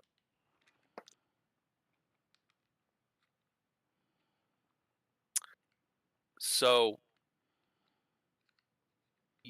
what you have just heard Mr. Witch say, talking about how they have been operating this Carnival carnival without her. without her, without contact, and that so Zabilna is very capable.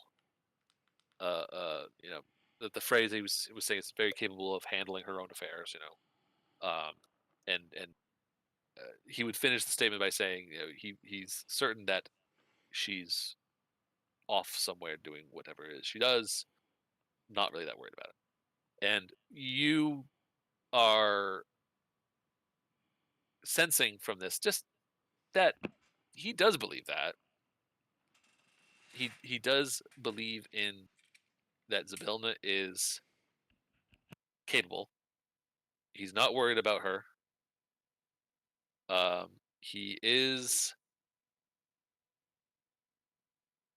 What else did I say? The Cardinal as they operate. He does seem truthful when he is talking about running the carnival without her.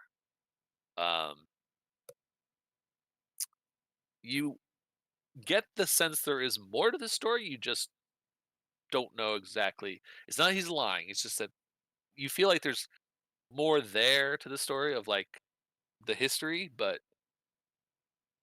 it seems like you're. It seems like he doesn't think it's relevant. Yeah, it's like I don't need to tell you this information because it's not relevant Right. and it's not going to help you uh, do anything for us here. We just wanted to, and the vibe of this is like, hey, you did a really good job.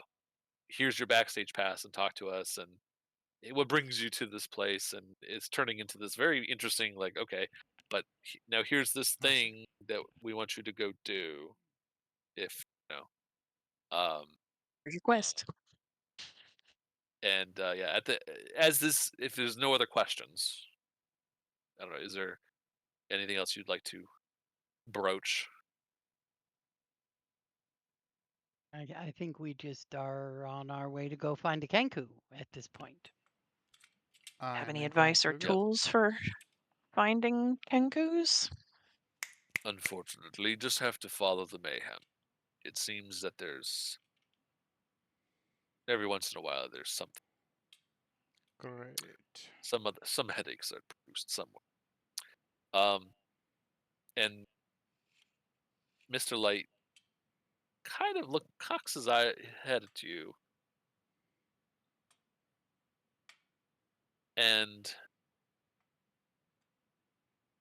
he says,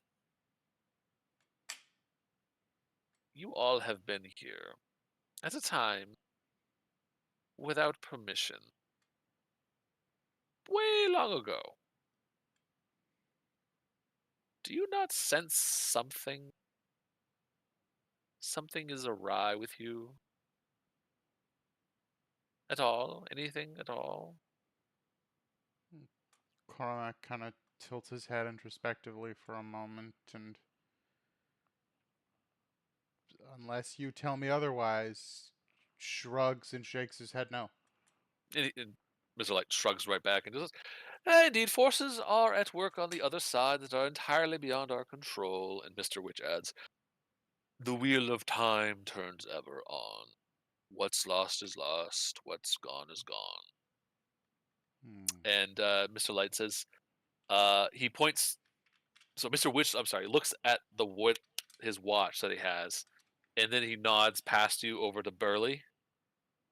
And Mr. Light just says, "Oh, because the carnival's in such a good mood, he's going to offer you each a gift uh, as you exit their wagon." And he produces. You could have a balloon animal crafted by our very own Thaco, a clown of few words but many talents. You could choose the animal of your choice. Sorry, I thought it was going to be more than that, but it's just a balloon. But tell Mr. Thaco here what creature you like, and he will make you the balloon animal. Hmm. Can I Well, have a somebody bunny? needs to. What does Cormac ask for? He asked for a bunny. A bunny. I will only ever do the accent per line once for the purpose of not confusing anybody who can't hear through the attempted vaguely Slavic voice that I'm doing for him. Mhm.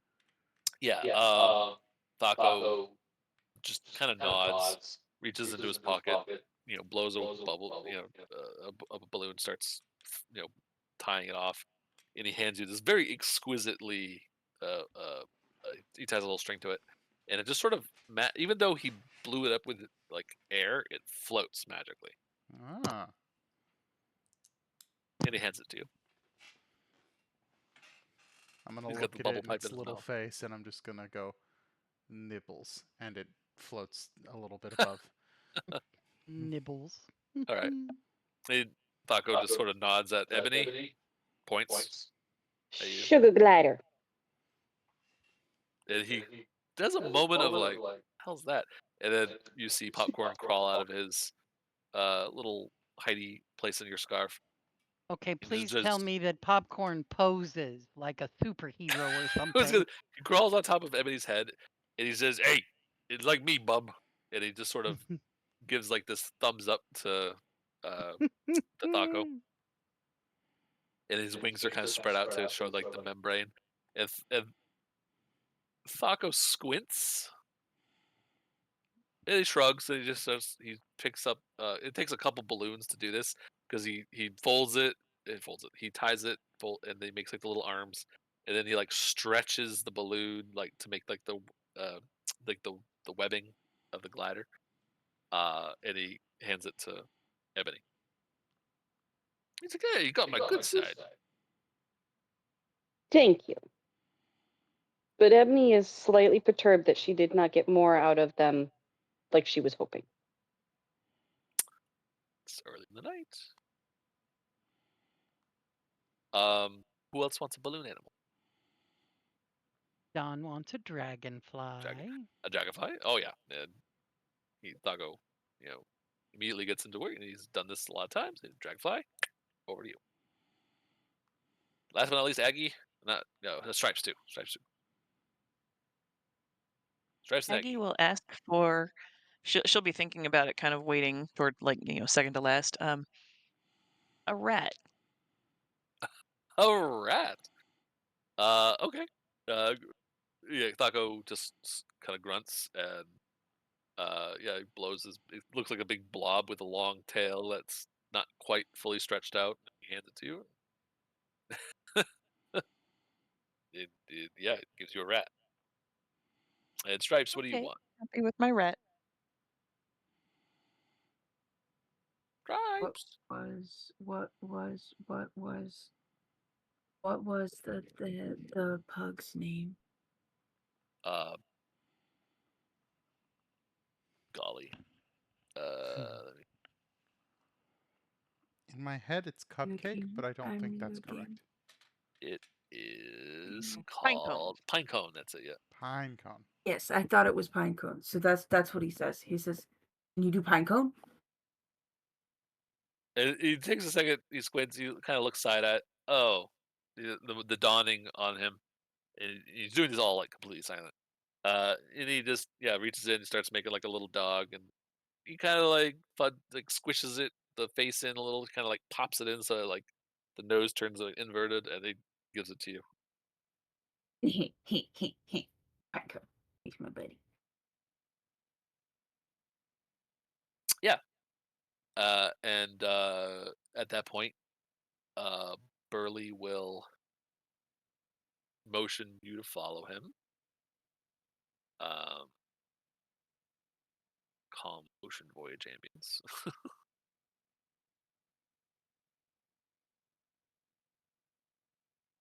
Anyway, Burley, as he's escorting you over to the whichever if you want to go through the wall or you can go through the tent, uh, it's up to you. But as he escorts you over, he pulls you aside real quick. He removes his jack-o'-lantern helmet, and he has this very worried expression on his face. And he was like, "I couldn't help but overhear what you were talking about.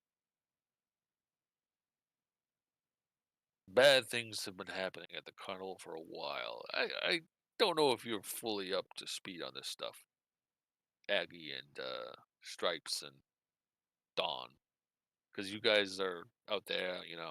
I'm in here. I hear what the bosses are all saying and talking about, and just overhearing your conversation. people and things have been going missing. My bosses know more than they're telling, but their hands are like tied somehow. You're the first people I've met who might be able to set things right. Witch and Light are good guys, but you'll need some leverage to make them spill the beans. You could do it one of maybe two ways, if you want. You know that watch that you saw Mr. Witch always fiddling with? Player has Mhm. been violently curious about that damn watch for the last 30 minutes. Yeah. Or the scepter, the vein, the Witchlight vein that you saw Mr. Witch wheeling around the whole time. Uh, if let's just say you were to come into possession of one of those two things, you might be able to come to an agreement in order to trade the information you need so they get their thing back. Because you What if see, we catch this Kenku? well, Is that I don't enough know about leverage? the. I don't know. They might be appreciative of it, but there's no guarantee that's going to be enough. That might have been just to get you off their back.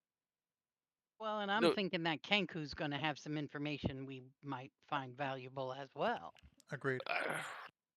maybe, yeah, for sure. It'll definitely keep them happy too, no doubt, and it'll keep the carnival happy, which will keep them happy. But because you see, like the Witchlight monarch at the end of the night is chosen by Mr. Light's Witchlight vein. Mr. Witch and Mr. Light have no control over the monarch who it will be, but it's always the guest who has contributed the most to the happiness of the carnival. The monarch is also given a charm that lets them fly, if that's of any interest to you. Hmm. And then you have Mr. Witch and his watch that's attached to his waistcoat there by the chain. So be careful if you try to, whoever's going to try their hand at it, better be good at, you know, breaking chains or unfastening them. You're going to need something to break it. You're going to need something to break it or unchain it somehow. You should go see Durlagron or Candlefoot or Palasha. They might be able to help you. They're good eggs, but keep away from that Jumbo Thako. He's untrustworthy.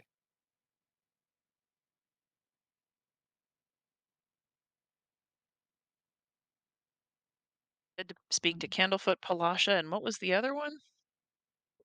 Durlagron, which I don't think you've met yet, but I'm assuming you would know who that is, and that person would be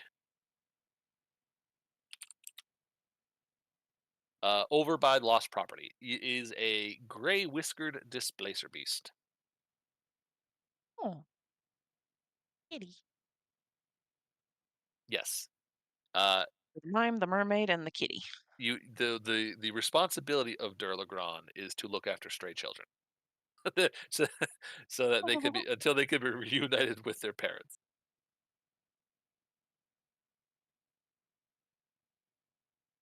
So Durlagron is over by Lost Property. Palasha's over by the Silver Lake, and Candlefoot you saw last time was over by the Hall of Illusions. Um,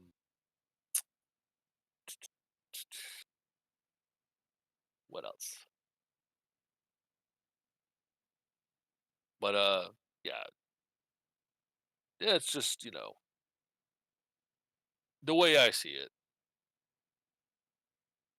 That's going to be your best bet.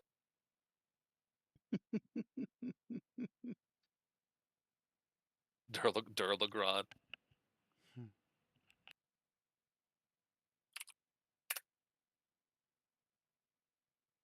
You. That was so close. But yeah, If I had my druthers, I would suggest you go after Mr. Witchlight's, Mr. Witch's Witchlight watch. Say that 5 times fast. No, I will not. The carnival can't stay on schedule without it, you know. But What keeps the carnival on schedule? Thank you for the laugh. I didn't think it got caught. Thank you, sis. I didn't That hear was it. pretty great.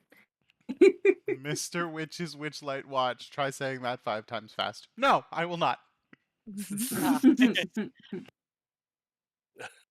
wise man. Yeah. In the accent.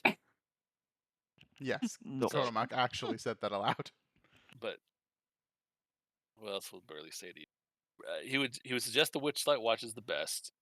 The best time is probably too late already because the extravaganza is over. It's the only time that they're separated. And he says, just to be clear, I don't condone theft, but I'm pretty sure I've just talked myself into believing that it's not really stealing if you end up giving it back to them. You know? And I can help where I can, but I don't want them to know that I'm plotting against them in any way, because that'll definitely cost me my job and my home.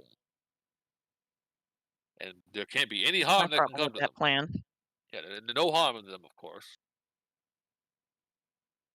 You know, they might be a little flawed, but without them, this whole carnival would fall apart. You know what I'm saying?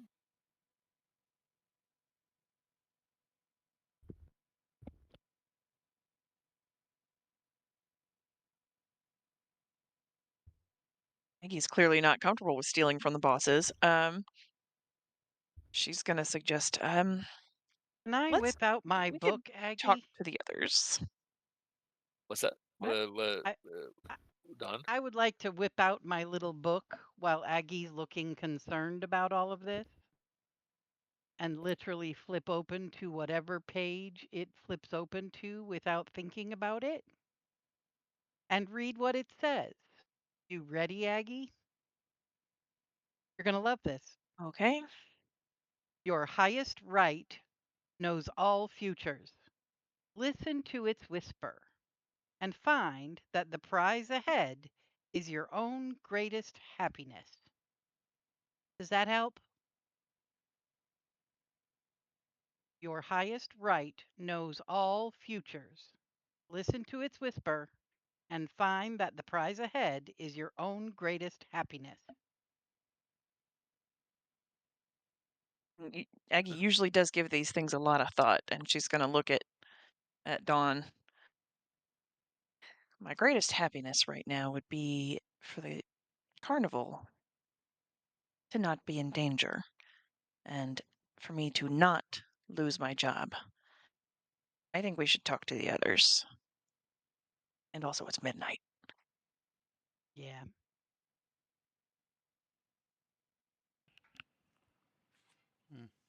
It is midnight. Can't believe my little book popped open to that page while we were thinking about stealing something.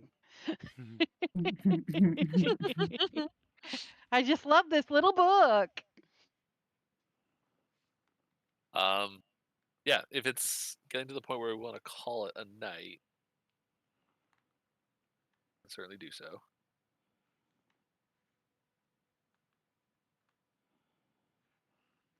So yeah, Aggie's vote will be to go talk to the others and try to hunt down this Kenku. But we can figure out maybe at the top of the next session That what we works for want to me. do. Yeah, I We will say could this. talk to those 3 people while looking for the Kenku. How's that? They might lead us to the Kenku. They, Yeah. yeah, help us narrow down where this person is, so we can question them and stop their mischief. And then the DM was saying something. Yeah, I was gonna say, he would add, Burley would add also that the next best time to pull a heist, if you're going to, is basically the crowning of the Witchlight. We already passed that window. No, Or no, that was the big top extravaganza. that was the extravaganza. Okay. So, So Oh, that the option is crowning open at the happens. end. So if each of these little hourglasses are an hour, that would be 1, 2, 3, 4 hours from now. yeah, let's see. Mhm. We are done with that. So we are starting the last of the 4 hours. So yeah, you have some, depending on what you choose to do, you can get a lot done by if you're just like talking, but if you're partaking in the rides, that's a different story. I will, if anything, I'm gonna review some notes I have, and I'm gonna, if there's anything I gotta clarify, I will post to clarify anything. But I will leave you with this: that as you are making your way through the big top to exit to go back out to the carnival, there is that space where you are like where the back of the bleachers are against the wall of the, the circus tent, right? There's a slight gap. Mhm. Excuse me, a slight gap there. Could everyone give me a quick perception check?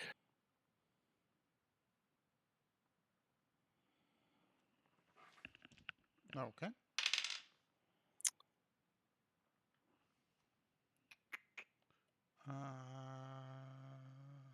Perception, dirty 20. I will put it in chat, since that's what we do in these games, because I am Dirty 20. doing things.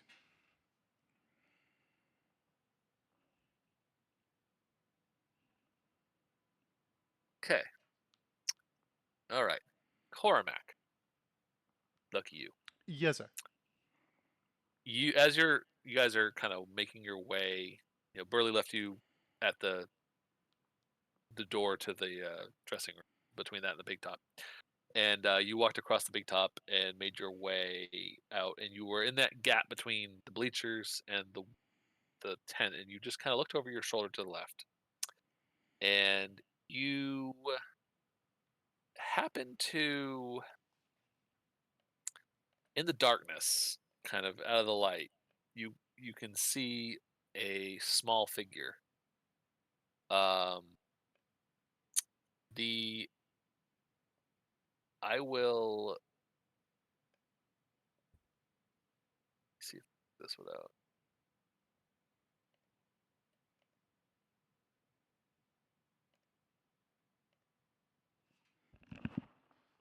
Try and send you a picture. Ear itches like crazy. I will say you see what looks like a little girl. She's dressed in kind of a tattered, worn, old dress of sorts, plain and old and dirty. Mm-hmm. Um, she's wearing a mask over the top of her face, the top half of her face, that resembles uh, a pig, Okay. and she's carrying a rather large, oversized lollipop, Doll. and her skin it may be dark, but it almost looks gray. And there is a moment from behind, though, in the darkness of the eyes of the mask, you see a glint of yellow, like the kind that Mm-hmm. happens off the back of retinas on an animal when the light Right. catches it. And you there's a in the darkness there's a fleeting glimpse of her. She looks at you, she smiles, and you see like rotten teeth, and then she disappears in the folds of the tent. Aha. I see. And where was this relative to But she's me? also barefoot. This was probably like 20 feet over your shoulder to the left. You just happened to catch it. You were the winner here because you rolled the highest. Okay. In the gap Good. between the bleachers and the curtain. Good. Yeah. Yeah, she looked like she was kind of like moving underneath the bleachers, and then she saw you, and then she kind of like there was a moment where the tent kind of the walls kind of ruffled, and there was like a wave that expanded out, and she kind of like ran kind of and disappeared behind it. But she looked at you and smiled. Okay.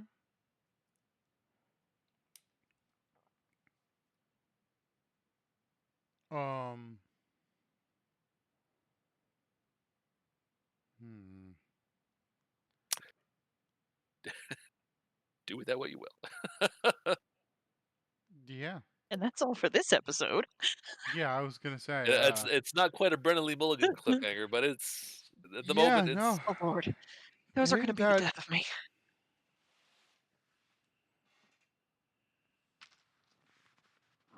All right. Oh, Well, okay.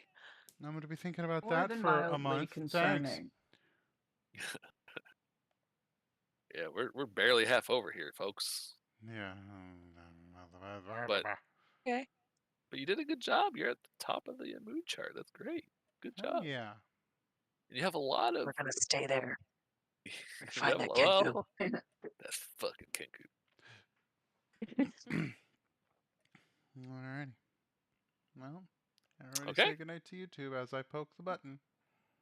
Good night, YouTube. Not you too.